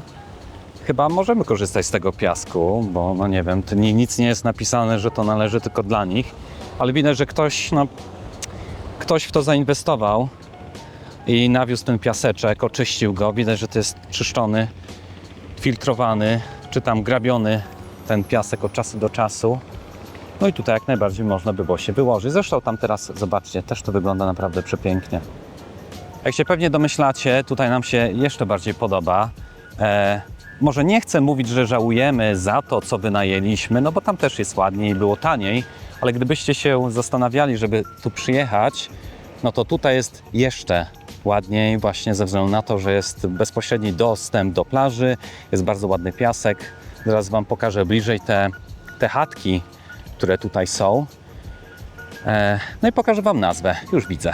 Plaża się ciągnie w tamtą stronę, a tutaj właśnie jest Little Muyne Cottages. Jeżeli coś, to sprawdźcie sobie ceny online, jak to wygląda, no bo teraz sobie pomyślcie, że macie taki domeczek zaraz przy samej plaży, tamten tam widzę sprzątają, możecie się wyłożyć i dosłownie parę kroków już tu są Wasze leżaczki. Można rozpocząć plażing, smażing, kto co lubi. Na razie nikogo nie ma, może za wcześnie. Co mamy, jaką godzinę? Już zobaczmy. Jest po godzinie 15, mamy 29 stopni, 23 km na godzinę, wiaterku. Jest elegancko, słoneczko teraz wyszło. No nie można narzekać. Sobie idziemy dalej w tę stronę. Natomiast w tym momencie widzę, że są takie inne domki Są na pewno większe, wydają się zdecydowanie droższe, ale czy bym wolał w czymś takim mieszkać na te, nie wiem, tydzień czy 2 wakacji, czy raczej w takich wioseczkach jak tam? No ja bym wolał chyba taką wioseczkę niż takie typowe domy. No to jest, no tak można w domu mieszkać oczywiście, nie powiem, żeby było to brzydkie, ale jednak wakacje to wakacje i tamte chyba bardziej mi odpowiadały. Tak więc woda jest ciepła, nie jest super czysta. No, piasku się nanosi, widzę. To nie jest niestety Sycylia, to nie jest Hiszpania, żeby ta woda była absolutnie przeźroczysta. Ale w ogóle jakoś mało kto się kąpie, ale w sumie bym wszedł. Tutaj dochodzimy do końca plaży i wcale nie była taka długa, no i widzicie to, co widzicie, czyli no nie jest za pięknie, jest syf totalny, wygląda to naprawdę słabo. Moja ukochana mówi, że wolałaby zapłacić więcej i spędzić na przykład wakacje w Semponie. Na Semponie, czyli w Malezji, no bo tam trochę drożej by to wyszło niż tutaj, ale tam jest naprawdę full concrete plaża, to jest naprawdę kurort na wypasie dla turystów, jest przepięknie, jest cudownie. No tutaj jest tanio, tak, no jest ładnie. Jest ciekawie, jest ciepło. Dalej mamy te 29 stopni. Rano jutro ma być o 5 chyba najchłodniej. Ma być 25 stopni Celsjusza. Później w ciągu dnia znowu 32. Teraz też pewnie czuć. Musiałbym mieć drugą rękę, żeby kliknąć. Ale jest ciepło, ale chociaż przyznam, że nie jest upalnie gorąco, że się nie daje iść. No teraz mi słońce świeci z tamtej strony. No, ale no, oczywiście się pocę. Ale nie aż tak mocno. Nie jest nie do wytrzymania, jest ok. A tym bardziej, że sobie moczymy nóżki w chłodnej wodzie. Tak więc wracamy do hotelu. Zobaczymy, co będziemy robili później. Jak nie, no to zobaczymy się ponownie w dniu jutrzejszym. Przebudziliśmy się dość późno, słońce świeci już ostro. Przyjemne są takie leniwe poranki, kiedy to nic nie trzeba, a wszystko można. Powolutku wstajemy, ale jak się tylko wyjdzie na zewnątrz, to czuć takie buchające ciepło. Przyjemne uczucie wyjść na takie cieplutkie kafelki, aż gorące. No ale chyba jeszcze na chwilę wrócę do dużo chłodniejszego pokoju z klimatyzacją. W takim miejscu spało mi się absolutnie cudownie. Sami widzicie, czas trwania snu 8 godzin 3 minuty, 92 punkty, body battery naładowana do 100, czyli tak jakby bateria ciała, tak jak wypoczywamy, tak jak jesteśmy wypoczęci. Naprawdę było cichutko i przyjemnie. Ledwie wczoraj mówiłem Wam na temat aplikacji o nazwie Klook, na której można wyhaczyć tańsze przejażdżki. Natomiast jak się okazuje, niekoniecznie, ponieważ tutaj kawałek od naszego hotelu zaszliśmy do takiego miejsca, w którym, jak się okazuje, deal był zdecydowanie lepszy. Już Wam tłumaczę, o co chodzi. Wczoraj wieczorem przeglądaliśmy to, co jest tutaj w ofercie i nas zainteresowała właśnie opcja przejażdżki jeepem na te całe wydmy. Jak widzicie, 21,75 € na osobę. No nie jest to dużo, no nam się nie wydaje, żeby to było jakoś specjalnie dużo, tym bardziej, że jest tam parę miejsc do odwiedzenia, tak? Mamy tutaj Lotus Lake, mamy czerwone dunes, czyli te czerwone wydmy, nie ma białych wydm, jest strumyczek, jest wioska, natomiast jeżeli byście chcieli wjechać jeepem na te wydmy, no to już jest 40 € od osoby, no to się już robi się trochę pricey, natomiast w tym miejscu, jak się okazuje, to cena za wszystkie 4 osoby wynosi 700 000 dongów, które się przekłada na 25 €, czyli wychodzi 6,25 € na osobę. Nie 21,75 jak tutaj widzicie, tylko 6,25 €. Jakoś tak, no po dzisiejszym kursie dongów do euro, tak? Tak więc macie no, cenę zdecydowanie lepszą. Natomiast zapytaliśmy się też opcję, czy kierowca mógłby nas wwieźć na te wydmy. Jak najbardziej jest to drugie tyle, czyli 12,50, jakoś tak by to koło tego wyszło. No to i tak zobaczcie, czy za 4 osoby zapłacie, jeżeli jedziecie całą rodziną, 40 € od osoby, a zapłacie te 12,50, no jest to absolutne, totalne przebicie. Tak więc chyba nikogo nie zdziwi, że warto przejść się i zrobić tak zwany shopping around, czyli popatrzeć, pogadać z ludźmi, jakie są ceny, czy jest w stanie ktoś zrobić tą samą wycieczkę za trochę lepsze pieniądze.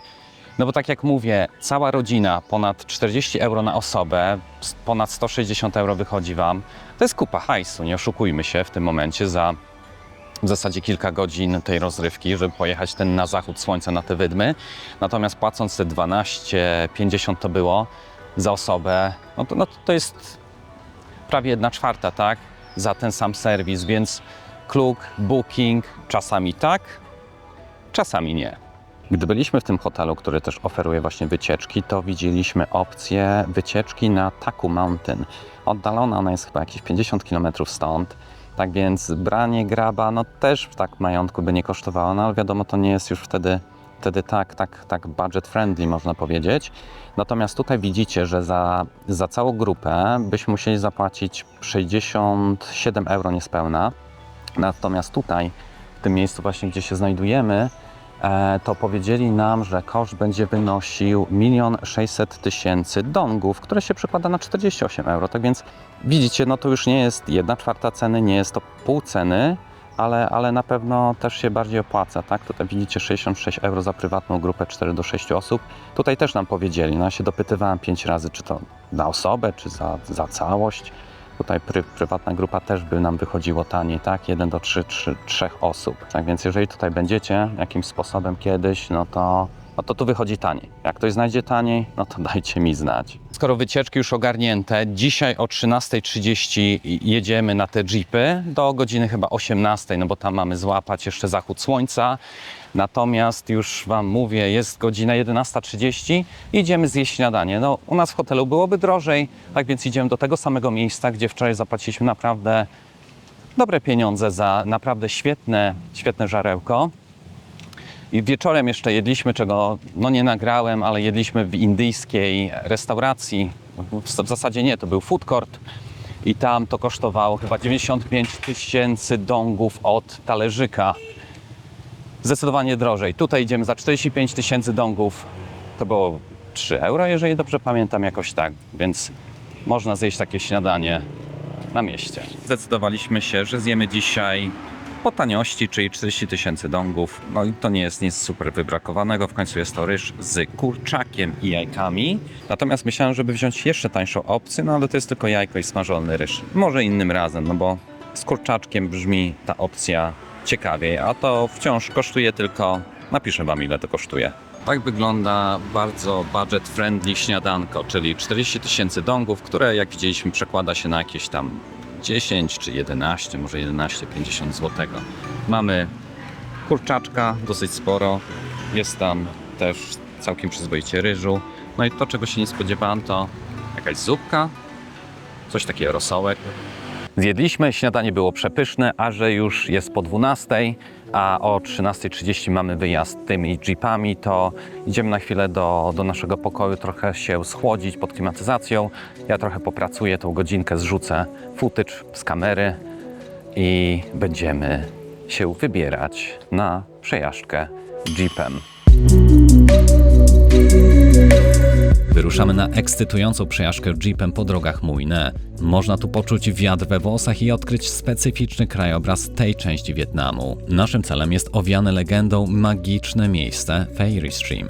Teraz zmieniamy środek transportu na bardziej naturalny, nasze własne stopy. Zanurzamy się w płytkich, ciepłych wodach tego leniwie płynącego potoku. Już pierwsze kroki pozwalają doświadczyć niezwykłości tego miejsca. Podczas wędrówki mijamy lokalne stragany, a także napotykamy hodowlane zwierzęta, wpisujące się w ten pozornie idyliczny krajobraz. Choć rejon ten bywa opisywany jako bajkowy, mam dla odwiedzających pewną radę. O ile część trasy zachwyca swoim pięknem, o tyle pozostałe 75% może okazać się mniej przyjemne. Jesteśmy na tym Fairy Stream, który można przetłumaczyć jako strumyczek wróżek, ale wygląda na to, że wróżki się już jakiś czas temu wyprowadziły. Natomiast pierwsze wrażenie jest takie, że no szału nie było, ponieważ szliśmy pod prąd tej wody. Woda jest fajna, cieplutka, ale miejscami są ostre elementy. Ja wszedłem na jakiś kijek, operując kamerą, wszedłem na jakiś kijek, przez co wbiły mi się jakieś 3-4 takie konkretne drzazgi, ból, trochę krwi. No nic strasznego, wiadomo, no, sypa się jakiegoś chyba nie złapie. To samo nam może grozić jak najbardziej na jakiejkolwiek plaży. Natomiast im dalej w las, tym więcej drzew, czyli robi się zdecydowanie ładnie. Jak sami widzicie, to co za mną się znajduje, robi wrażenie. Można tu podejść, tym bardziej, że w ogóle wejście tutaj jest jak najbardziej bezpłatne. Są sklepiki, są różne miejsca, gdzie można kupić jedzenie i coś do picia, jeżeli się o to obawiacie. Można kupić kapelusze, wiadomo jak wszędzie, pewnie można kupić kozę, bo i kozy widzieliśmy. Czy warto? No, jeżeli za darmo, no to za darmo to dobra cena, prawda? No jesteśmy na tych jeepach, tak, no moglibyśmy tutaj podejść piechotką, ponieważ jest to bardzo blisko. No ale dlatego nie będziemy szli do samego końca. Wybaczcie, że nie patrzę na obiektyw. Nie chcę znowu krwawić stóp. Właśnie, co do tego, oczywiście no musieliśmy zdjąć obuwie. Zostawiliśmy to przy tym jeepie. Natomiast są też dosyć ostre kamienie i na to trzeba uważać. No, miejscami się jedzie naprawdę nieprzyjemnie, czasami jest cudownie, bo ten piasek jest mięciutki, przyjemny. Chodzi się jak gąbeczka, natomiast kiedy indziej momentami jest naprawdę ostro i trzeba uważać. Te kamienie też potrafią być śliskie, tak więc po prostu uważać. W wodzie może jeszcze nastąpić czasem na kraba, mniejszego lub większego. Raczej nie warto kupować tu na miejscu takich specjalnych wodnych bucików czy skarpet z podeszwą, ale gdybyście takie przywieźli ze sobą, to naprawdę powinniście je zabrać na tę atrakcję. Mam takie z AliExpress. Niestety zostały w torbie w hotelu, a na taką okazję byłyby wręcz genialne. Link do nich zostawię w opisie. Mimo tych, co by nie było, słusznych uwag z mojej strony, to wciąż jestem zdania, że jeśli będziecie w Wietnamie, to powinniście dodać Ferry Stream do swojej listy miejsc do odwiedzenia. Materiał, z którego zbudowane są charakterystyczne, czerwone formy skalne Ferry Stream, pochodzi w dużej mierze z erodowanych czerwonych wydm, typowych dla regionu Mui Ne. Niektóre warstwy osadów są bardziej odporne na erozję niż inne. To powoduje powstawanie nierównych powierzchni, półek skalnych i wystających formacji, które dodają uroku Ferry Stream. Miękkie i laste warstwy są łatwiej wymywane, odsłaniając bardziej spoiste fragmenty. Wiatr przynosi drobne cząsteczki piasku i iłu, które z czasem osadzały się i ulegały konsolidacji, tworząc miękkie skały osadowe. Każdego dnia jest ich coraz mniej i w pewnym momencie może ich już wcale tu nie być. Z formacji pozostaje tylko pył, dlatego jeśli będziecie mieli taką okazję, to warto jeszcze zobaczyć to miejsce na własne oczy. Wskakujemy z powrotem do naszego historycznego pojazdu, który zabiera nas w kolejne fascynujące miejsce. Dotarliśmy teraz do wioski rybackiej. Fishing Village w pobliżu Mui Ne to urokliwe miejsce społeczności rybackiej, której codzienność nierozerwalnie związana jest z morzem. Kolorowe, okrągłe łodzie koszowe, charakterystyczne dla Wietnamu, licznie zgromadzone są na piaszczystym brzegu, świadcząc o intensywnej działalności połowowej. W oddali na spokojnych wodach zatoki kołyszą się setki tradycyjnych łodzi rybackich. Jak widzicie, jest to przepiękne miejsce i no na pewno tutaj w ten sposób zarabia się fajnie na turystach. Jednak myślę, że część tego zarobku można by było przeznaczyć na jakieś takie delikatne ogarnięcie chociażby tego od czasu do czasu, no bo widzicie, że śmieci to jest pełno i nie było to zbierane pewnie od dawna, no nie ma aż tak dużo, ale jednak trochę to razi, że oczywiście zysk czerpać można, ale część z tego zysku powinna być moim zdaniem przeznaczona na zachowanie takiego miejsca w jakimś takim sensownym stanie. Tam niżej widzicie jeszcze więcej w sumie śmieci.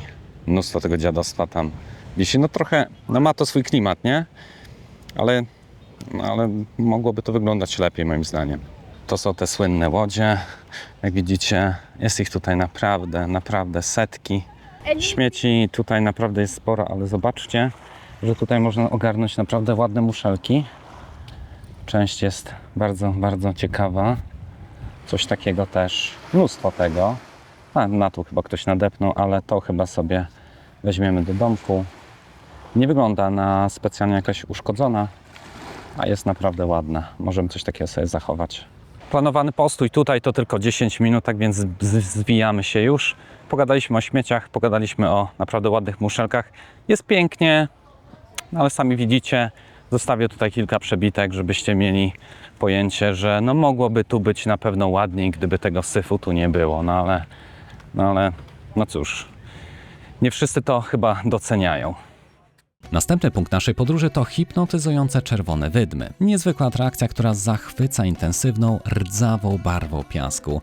Ogólnie powiem Wam, że jest ok, można wpaść, ale co tu robić przez godzinę, to ja naprawdę nie wiem. Nie mam pojęcia, co tu robić przez godzinę.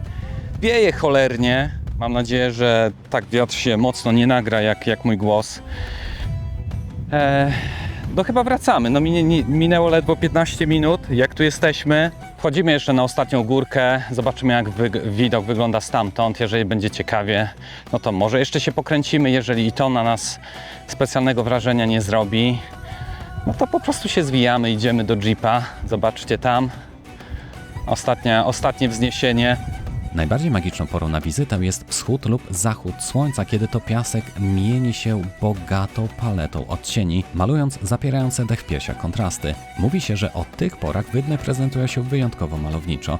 Weszliśmy właśnie na tą jedną z najwyższych tutaj wydm. No widok nie jest zły. No można wpaść, można odwiedzić, ale tak jak mówię, przez godzinę tutaj naprawdę nie za bardzo jest co robić. Tutaj w zasadzie widzę, tam wydma jest dosyć wysoka. Jest spadek. Widać coś tam pewnie w tle. Tam też co nieco. Zrobię Wam troszkę przebitek. Tam jeszcze w oddali znajduje się jakiś las. No ładny kontrast daje ta zieleń. Podobno oferowane są tu różne atrakcje, chociażby takie jak sand sledding, czyli zjeżdżanie z piaskowych stoków na plastikowych sankach, ale my niczego takiego tutaj nie widzieliśmy. Mimo że wydmy są otoczone bujną roślinnością i wioskami, to spacer po tych piaszczystych wzgórzach pozwala poczuć się jak na pustyni. To miejsce znajduje się niedaleko centrum Muine, więc łatwo do nich dotrzeć. O zachodzie słońca to owszem, warto tu wpaść na jakąś sesję zdjęciową i udawać, że jest się gdzieś na odległej od cywilizacji pustyni. Stwierdziliśmy, że skoro jesteśmy tutaj na tych wydmach, to zobaczymy jak internet działa. A jest tutaj niesamowicie jasno. Test my bitrate. Zobaczymy, jakie prędkości Saili tutaj osiąga w takich warunkach na pustyni. No widzicie, ledwie niespełna 2 megabity na sekundę widzę. Będzie tutaj podsumowanie, mamy 2,30 max i 1,5 mega na sekundę średniego. Wysyłanie trochę szybciej, coś koło 6, no nawet 8, maksymalnie 2,5 wychodzi średnia. I no jesteśmy tu, gdzie jesteśmy, natomiast nieopodal znajduje się miasto, jakieś miasteczko, tak? Tutaj jest Muine, tam w oddali, natomiast tutaj nigdzie dookoła nie widzę raczej żadnych anten. Tam coś jest, ale nie wiemy, czy to jest siecią, która jest tutaj wspierana dla nas. Jednak działa. Nawet na pustyni można się odnaleźć. Z wydm wyruszyliśmy naszym żółtym uazem w dalszą podróż. Mamy w tym momencie króciutki przystanek na parę zdjęć na plaży dla surferów. W tym momencie nie ma tam zbyt wiele osób, ale jest moja ukochana na dachu jeepa. Plaża surferów Muine to popularne miejsce znane z korzystnych warunków wiecznych, idealnych do kitesurfingu i windsurfingu. Jej strategiczna lokalizacja oferuje spektakularne widoki. Wzdłuż wybrzeża znajduje się rozwinięta infrastruktura turystyczna. Kolejnym miejscem, do którego się wybraliśmy, są białe wydmy Muine. Po około 30, może 25 minutach jazdy zatrzymaliśmy się w takiej oto okolicy.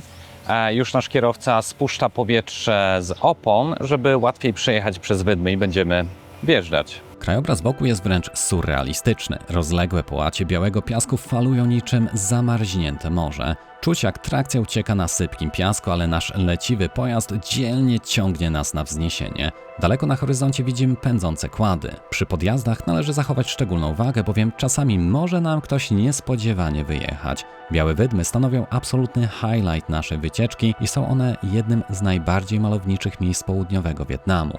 Ten unikalny, pustynny krajobraz kontrastujący z tropikalną okolicą przyciąga miłośników przyrody i fotografii. Największą atrakcją są spektakularne wschody i zachody słońca, barwiące piasek na złoto. Tak więc okazuje się, że drugim przystankiem są białe wydmy. Jak widzicie, jest tutaj zdecydowanie piękniej niż na tych czerwonych, jest czyściej, jest sporo ATV, jeżdżą w te i we w te. Można za dodatkową opłatą wziąć, o właśnie tam za mną będzie jakiś jechał. Czy go widać? Jeszcze jest kawałek dalej, schował się za którąś wydmą. Raczej nie będziemy dopłacać dodatkowo. Ostatnio byliśmy w Maroku, więc jeździłem sporo na naprawdę wysokich wydmach. Tam coś złapie? Chyba złapie. Zostawię wam jakiś b-roll z tego, no to popatrzycie jak to wygląda. Jeżeli nie jeździliście nigdy po wydmach, no to jak najbardziej polecam. Jest to fajna zabawa, tym bardziej jeżeli są takie naprawdę wysokie, strome, 40-45 stopni. Trochę strachu jest, aby zjechać z takim ATV, ale jeżeli się już raz przełamiecie, no to jest jak najbardziej ok.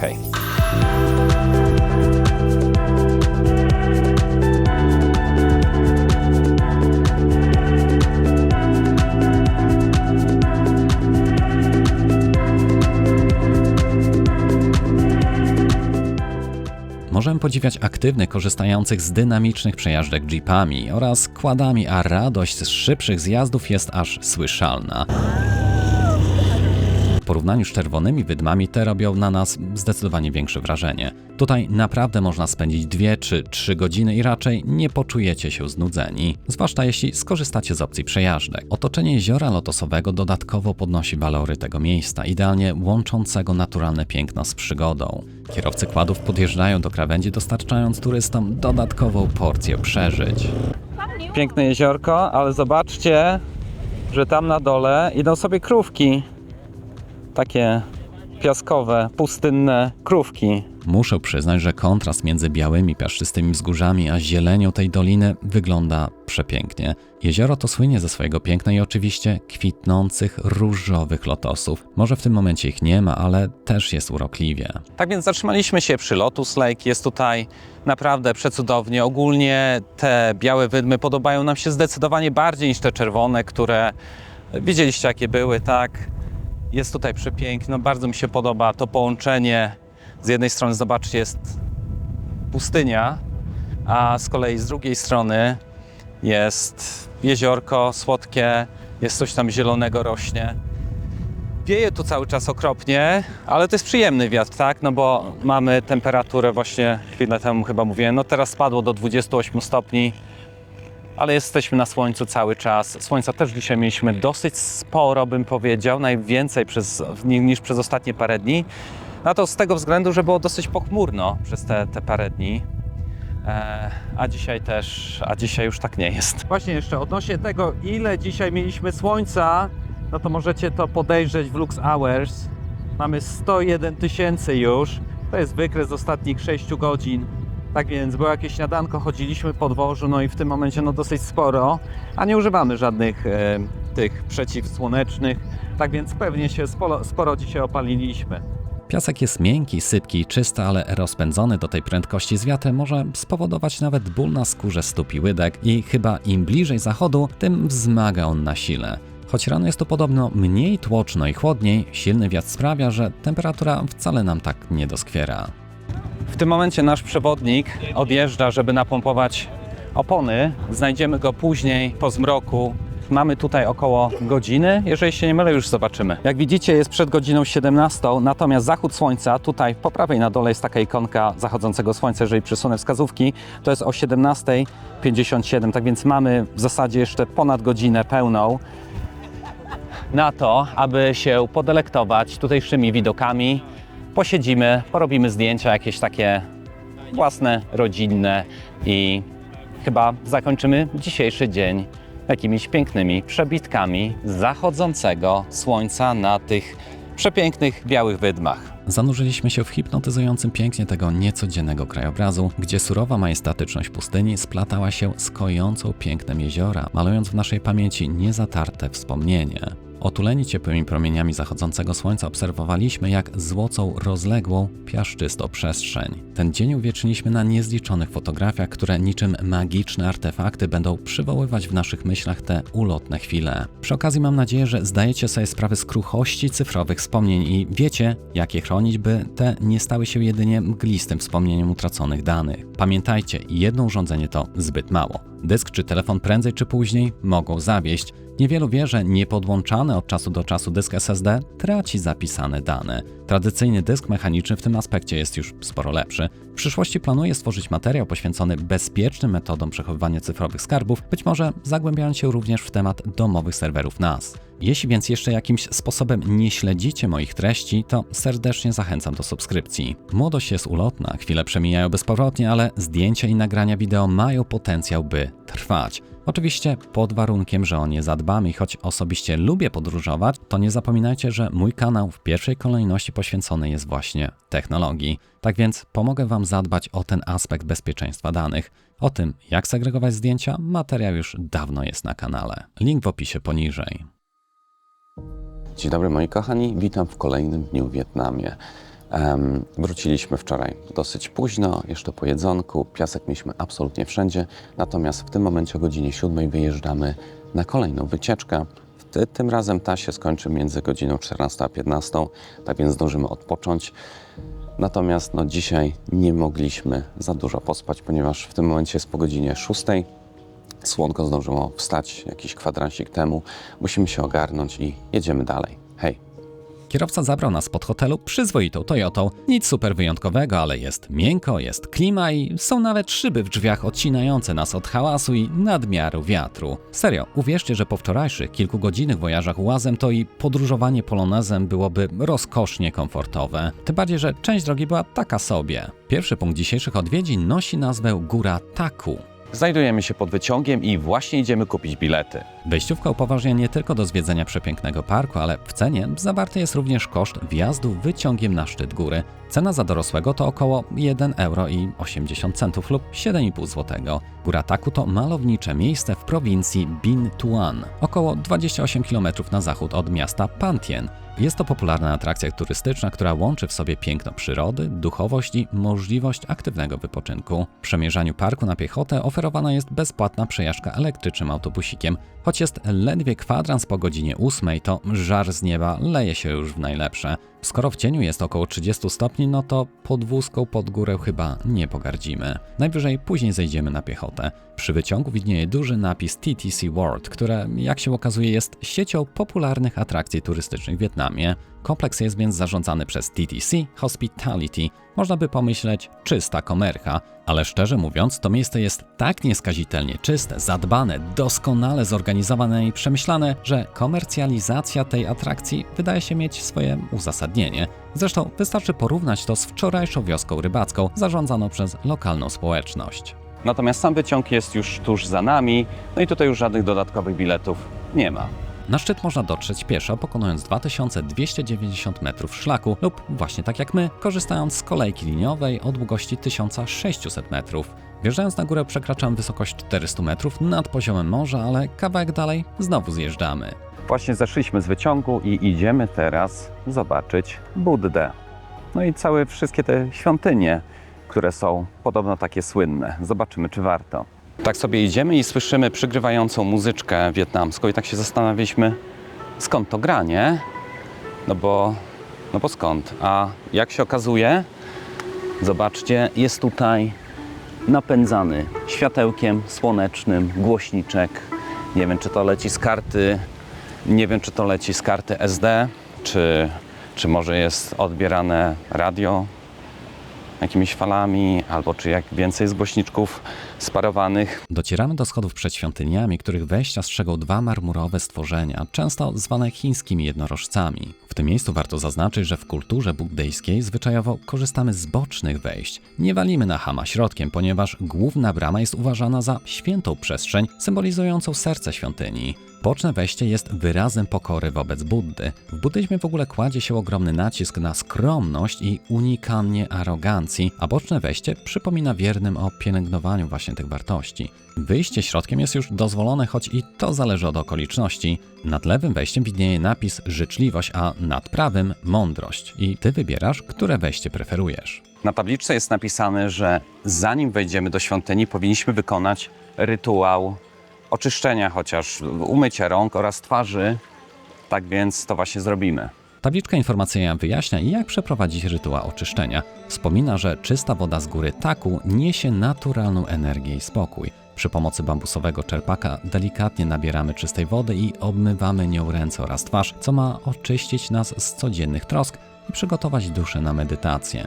Niestety wielu przyjezdnych popełnia błąd, wkładając brudne, często spocone ręce bezpośrednio do misy z wodą. Dlatego należy pamiętać, że służy ona jedynie jako zbiornik buforowy. Z szacunku dla innych odwiedzających, którzy również będą chcieli skorzystać z tego rytuału, wodę nabieramy wyłącznie czerpakiem. Samo wchodzenie po tych schodach w 30-stopniowym upale i wysokiej wilgotności wypędzi z nas wszelką zarozumiałość. Jednak im bliżej szczytu, tym robi się ciekawiej. Cała ta sceneria wygląda jak z gry Wukong, The Black Myth Wukong. Nawet te skałki, które tam się znajdują, no może z wyłączeniem niebieskiej rury do wody. Tutaj za mną rozbrzmiewają te dzwony, które są poruszane wiatrem. Bardzo ładny dźwięk. Jesteśmy przy jednej świątyni, przy drugiej świątyni. Wydaje to naprawdę bardzo przyjemne brzmienie. Nie wiem, czy mój mikrofon to złapie, ale mam nadzieję, że tak.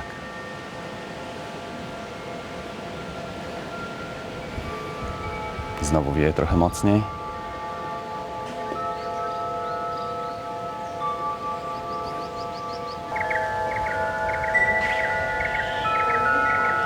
Musimy tutaj zachować ciszę, tak więc będziemy cichutko i na bosaczka.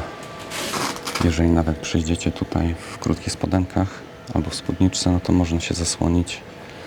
Są takie, taki kawałkiem materiału. Jak moja ukochana właśnie powiedziała, że zazwyczaj jest właśnie 2 strażników, którzy bronią wejścia oczywiście. I tam w ogóle widzicie, dla nich są pozostawione też jakieś dary.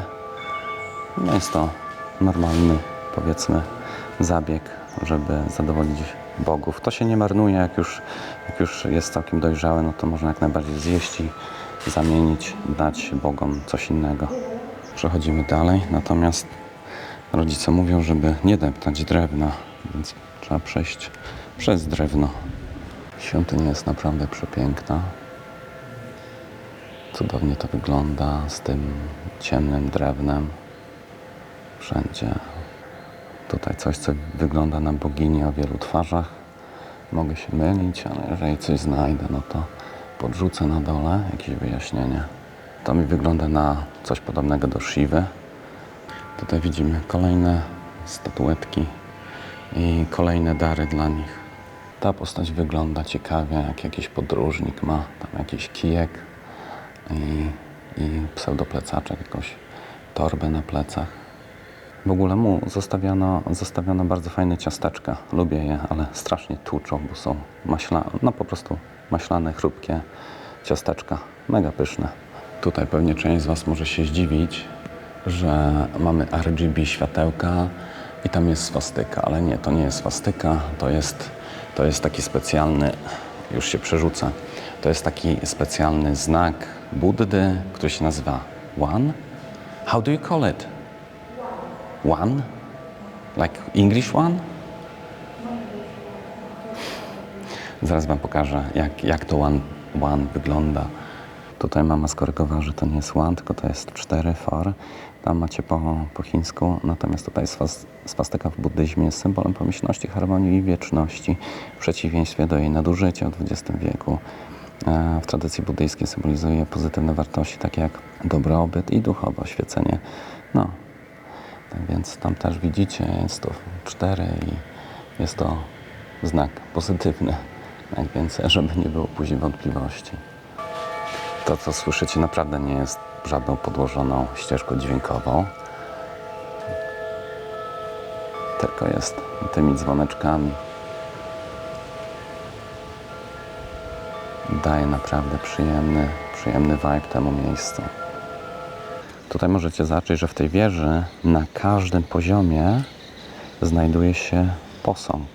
Jest to taka wieża, która strzeże świątyni przed czym powinna ją strzec. Po chwili dochodzimy do posągu potocznie nazywanego śmiejącym się Buddą. Możecie zobaczyć, że jego duży palec u stopy jest dosyć brudny, a to dlatego, że takie jest powiedzenie, czy jest taki zwyczaj, że jeżeli dotkniecie jego palca u stopy, no to będziecie bogaci albo przyniesie Wam płynność finansową. Przedstawia on mnicha Hoteja z X wieku, znanego z radosnego usposobienia, hojności i miłości do dzieci. Dzięki tym cechom stał się on symbolem szczęścia, obfitości i dobrobytu. Jeszcze tak schodzimy, to ponownie dodam, że schodziliśmy koło tego Buddy siedzącego, który przynosi bogactwo i mama powiedziała, że za każdym razem, jeżeli no oczywiście dotkniemy i coś nas dobrego spotka, czy bogactwo nas spotka, no to musimy wrócić dokładnie w to samo miejsce i podziękować Bogu za to, że spełnił nasze życzenie. No i jeszcze odnośnie tego Boga bogactwa, no to rzeczywiście tak jest. Teraz właśnie z moją ukochaną rozmawiałem, że swego czasu była w świątyni, modliła się o to, żeby mieć wyśmienite wyniki w szkole, na studiach, co się jak najbardziej udało. Szkołę biznesową ukończyła, całkiem fajnie, tak więc musiała wrócić i wróciliśmy tam do Malezji, musiała wejść do temple, do świątyni, podziękować Bogom za to, że spełnili jej życzenia. Tutaj widzicie, jest już dużo bardziej, dużo czyściej. Macie śmietniki dosłownie co paręnaście metrów. No i znaki wszędzie, żeby syfu nie robić. I widzicie jedyne co tu leży, no to jakieś tam listki. Ale i tak to musi być zagrabiane, czy tam szczotkowane, zamiatane, przepraszam, co jakiś czas. Więc jest tu naprawdę pięknie, coś takiego polecam. Tutaj kolejny śmietnik. Tak więc wszystko jest w eleganckiej czystości, zachowane. No w końcu miejsce święte, no to powinno być, nie tak jak wczorajsza plaża, czy też ten cały Fishing Village. Jesteśmy na szczycie Taku Mountain i za mną znajduje się najdłuższy posąg leżącego Buddy w Wietnamie. Ma on długość 49 metrów. Tutaj również sprawdzimy, jaką stabilność oferuje Saili i jakie prędkości jesteśmy w stanie osiągnąć w takiej okolicy. Już zaczynamy robić test. Widzimy, że jesteśmy połączeni do H+, zasięg jest pełen, ale rodzice na roamingu, ponieważ nie mają telefonów z eSIM, mają tutaj straszny problem w ogóle, żeby mieć połączenie. Cały czas internet im się zrywa, jak widzicie. U nas no jeszcze trwa test. Jeszcze dokończany jest test. Zobaczymy zaraz. Widzicie, że jesteśmy na szczycie góry, tu gdzie się znajduje leżący Buddha. I czy też się skończył? Tak, no mamy maksymalnie prawie 0,6 megabita na sekundę. Nie jest źle. Średnio wychodzi 0,34, tak? Wysyłanie no przez chwilę poszło trochę szybciej, no ale H+ zazwyczaj ma gorzej, ale jak sami widzicie, no jest timeout. No okej, no dobra, już działa. Natomiast telefony rodziców już tutaj kompletnie nie działają na takiej wysokości. Znaczy nie jest jakoś super wysoko, no ale w tej okolicy. No nie ma za dużo stacji bazowych, ale jak widzicie, Saili jednak udaje się coś osiągnąć. Można włączyć mapę, można wysłać wiadomość. Może nie filmy na Messengerze, ale jakieś zdjęcia z czasem pójdą, czy odebrać, czy napisać. Odnośnie tego, co przed chwilą powiedziałem, to chciałem dać jeszcze jedno małe, szybkie sprostowanie, jedną małą korekcję, ponieważ umknął mi fakt, że gdy rodzice przylecieli jakąś godzinkę przed nami, to zdążyli sobie ogarnąć wietnamską kartę SIM, o czym nie wiedziałem, myślałem, że używają roamingu i oni na tych oryginalnych kartach SIM od swoich operatorów, lokalnych operatorów również mieli spore problemy w ogóle z internetem, nie mogli nawet wiadomości odczytać na WhatsAppie, gdzie my przez Saili to działało, no, mogliśmy pisać, mogliśmy otrzymywać wiadomości. Tak więc widzicie, Saili wygląda na to, że jak najbardziej działa poprawnie. A natomiast pokrycie tutaj zasięgiem, antenami w Wietnamie jest takie trochę mocno sobie. Tak więc w momencie, jeżeli są problemy Saili, no to wychodzi na to, że po prostu lokalny operator nie daje rady, nie dociera, bo znany temat. No w Polsce 30 lat temu było podobnie. Tak więc trzeba im to chyba wybaczyć. Nie powiedziałem Wam jeszcze, jak ogarnąć taką usługę dla siebie, a jeżeli planujecie jakiś dalszy wyjazd, nawet jeśli nie teraz, to w przyszłości, no to jest to bardzo istotna informacja.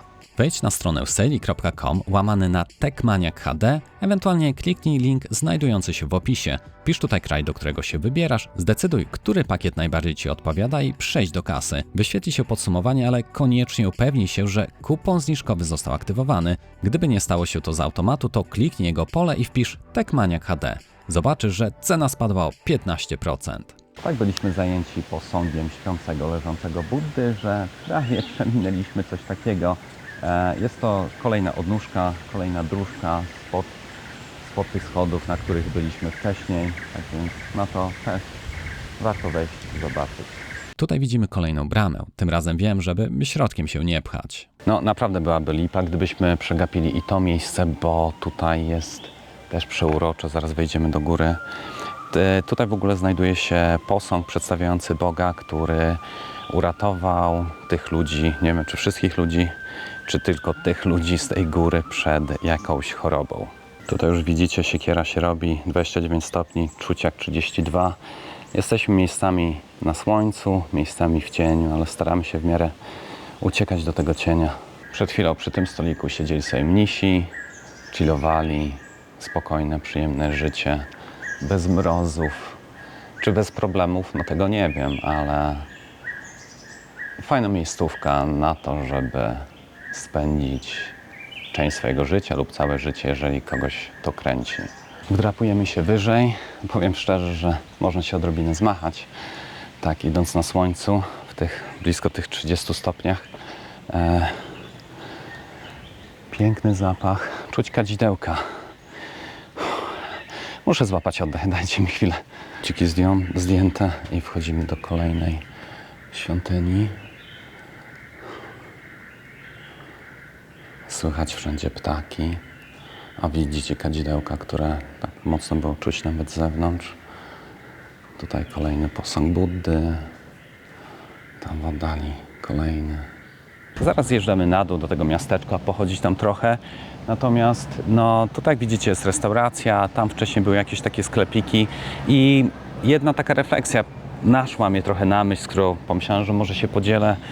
No bo jak wiecie, część z nas ma swoją pracę, lubi ją albo nie lubi, ale w Europie, no albo w ogóle w większości zawodów jest tak, że jest zapierdziel, nie ma, no przerwa jest 15 minut na kanapkę i znowu zależy gdzie pracujecie, czy na taśmę, czy jest cały czas busy. Jeżeli pracujecie w korporacji, zależy jakiej korporacji, ja pracowałem w korporacji, więc wiem jak jest. Jest zapierdziel, każda sekunda liczona, jak się idzie do toalety, to nawet z laptopem, no bo trzeba pchać, dowozić. A tutaj widzicie, no nie ma nikogo, a ludzie wciąż jakoś żyją. Nie ma tego pośpiechu całego. Nasz kierowca z wczoraj też zawiózł nas na te pierwsze wydmy, mówi godzina, no i poszedł się zdrzemnąć. Później zawiózł nas 20 minut na kolejne wydmy, mówi znowu godzina, poszedł się zdrzemnąć. A później byliśmy jeszcze na tych białych wydmach, no to była godzina półtorej, no to mówi, że się zdrzemnął, zjadł. No taka, no nie mówię, żeby się pewnie zarabiało ogromne pieniądze w ten sposób pracując, ale mi się wydaje, że sposób życia jest taki trochę inny, przyjemniejszy, nie ma tej gonitwy, no bo jeżeli ktoś pracował w korpo, w takim naprawdę prawdziwym korpo, gdzie ci liczą cały performance, sekunda co do sekundy, a jeżeli nie dowieziesz, no to zostajesz 2 godziny po robocie robić coś ekstra, no bo ktoś inny stwierdził, że oni zrobią więcej i też siedzą po godzinach za darmo, no to jest taka inna kultura pracy. Nie no, kultura pracy to jest jedno, natomiast taka bezsensowna gonitwa za totalną głupotą to jest coś innego. Tym bardziej takie myśli nachodzą mnie po wizycie w temple, czyli w świątyni, tak? Buddystycznej, gdzie to nie pieniądz jest w sumie najważniejszy. No dobra, mają też swojego tam Boga pieniędzy, gdzie najważniejsze jest zachować swoją własną godność i radość z życia, być w zgodzie ze sobą. Już ekipa przyszła, zabieramy karty i zjeżdżamy na dół. Zjechaliśmy wyciągiem do tego miasteczka, no tutaj jest coś do pooglądania, rodzice sobie wzięli przejażdżkę, bo są już zmęczeni. Mówili, że się przejdą z nami, ale widocznie zmienili zdanie. Tutaj na dole jest cieplej, 32 stopnie Celsjusza, tak więc daje się to odczuć. Musimy sobie coś kupić jeszcze do picia, bo już nam się powoli kończy, znaczy praktycznie się skończyło. No i co, powiem szczerze, że to miejsce jest warte odwiedzenia, jak najbardziej. Nie żałujemy, jest fajnie. Jeśli chodzi o cenę, no to oczywiście tak jak wczoraj Wam w dniu poprzednim pokazywałem, że można to było zrobić stosunkowo taniej. Tutaj jest kotek. Tak, moim zdaniem absolutnie warto było przyjechać. No i jedziemy dalej. Natomiast moi kochani, mam takie wrażenie, że to co nagrałem, tego już jest tutaj naprawdę bardzo dużo. I w związku z tym chyba to byłby najwyższy czas, żeby podzielić tę całą podróż na przynajmniej dwie części. Pierwsza część, w której spędziliśmy większość czasu w Wietnamie. W drugiej części również będziemy w Wietnamie, ponieważ jeszcze tutaj mamy kilka dni nam pozostało. Natomiast jak pewnie obejrzeliście już do tego miejsca, ja też mam wrażenie, że tego jest naprawdę bardzo dużo. Nie wiem, ile czasu wyjdzie tego materiału. Natomiast już teraz serdecznie Was zaproszę na kolejną. Mam nadzieję, że druga będzie ostatnią częścią, w której w końcu pojedziemy do Malezji, w której zobaczycie, jak tam wygląda życie, jak wygląda dom, który kupiliśmy, w zasadzie mieszkanie, apartament. Może uda mi się namówić brata mojej ukochanej na to, żeby powiedział nam parę słów o tym, jak mu się żyje w Kuala Lumpur, i jakie są zarobki, może powie. On jest nauczycielem historii i uczy jeszcze angielskiego. Tak więc po angielsku możemy porozmawiać z nim. I zobaczycie, chciałbym pokazać Wam, bo to co sam przeżyłem te 3 lata temu, jak tutaj byliśmy ostatnim razem, to widziałem, że się zakłada. Jestem teraz na moście, więc będzie bujało, wybaczcie. To co widziałem wtedy, to trochę przerosło moje oczekiwania, ponieważ myślałem, że Malezja jest biedniejszym krajem, że życie jest ciężkie. Natomiast z tego co zobaczyłem, to mój syn ma w tym momencie 20 lat, mieszka w Irlandii, pracuje ciężko na pełen etat, jeszcze uczy w polskiej szkole historii. Natomiast się zarabia tyle, zarabia się niby dobrze, natomiast wynajęcie powiedzmy małego mieszkanka kosztuje praktycznie 1000 euro. Wynajęcie mieszkania takiego normalnego kosztuje 2500 euro w Dublinie. A to jest absolutnie czyjaś pełna pensja. Tak więc standard życia do tego, ile się pracuje, ile się zarabia, jest beznadziejny, jeśli chodzi o Irlandię. Dlatego tak powoli myślimy, żeby zjechać, żeby wyjechać do Malezji, ponieważ zarabia się, nawet jeżeli ktoś ma normalną pracę, zarabia jak w Polsce powiedzmy te 3-3,5 tysiąca, to za te 3-3,5 tysiąca, moi kochani, to tam można przeżyć normalnie. Paliwo kosztuje ułamek tego, co w Polsce. Mieszkania, domy kosztują ułamek tego, co w Polsce. Tutaj widzę, coś ładnego jest za mną. Tak jak widzicie, to jest totalnie nieprzygotowane, ale tak chciałem z Wami porozmawiać od serca. Tak więc o tym zobaczycie, mam nadzieję, w drugim odcinku, więc serdecznie zapraszam i subskrybujcie kanał.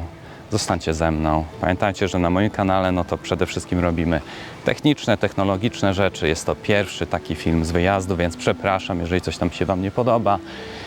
I za ewentualne błędy montażowe. Nie mam gimbala, ręka zaraz mi odpadnie, kamera waży 3 kg. Niby nie tak dużo, ale z klatką swoje waży, tak chodząc. Tak więc, trzymajcie się i mam nadzieję, że drugi odcinek uda mi się zmontować dosyć szybko, żebyście zobaczyli kolejną część. Na razie. To był niesamowity czas w Wietnamie, od tętniącego życia Ho Chi Minh przez magiczne wydmy Mujne, aż po duchowe chwile w świątyniach. Każdy dzień przynosił nowe wrażenia, ale to dopiero początek naszej przygody. W kolejnym odcinku dokończymy wizytę w Wietnamie, ale później zabiorę Was do Malezji, gdzie pokażę Wam zupełnie inną perspektywę, nie tylko jako turysta, ale także jako członek rodziny. Zobaczymy nasze przyszłe mieszkanie, nowy dom rodziców mojej partnerki i sprawdzimy, jak wygląda życie w tym pięknym kraju. Będzie tam mnóstwo ciekawostek wyjętych z życia, porównań kosztów utrzymania, wyżywienia i oczywiście testów stabilności internetu Saili, dzięki któremu mogliśmy swobodnie podróżować i to bez obaw o astronomiczne koszty roamingu. Jeżeli podobał Wam się ten materiał, to koniecznie dajcie łapkę w górę i zasubskrybujcie kanał, aby nie przegapić drugiej części tej podróży. Dzięki za wspólne zwiedzanie Wietnamu i do zobaczenia w Malezji.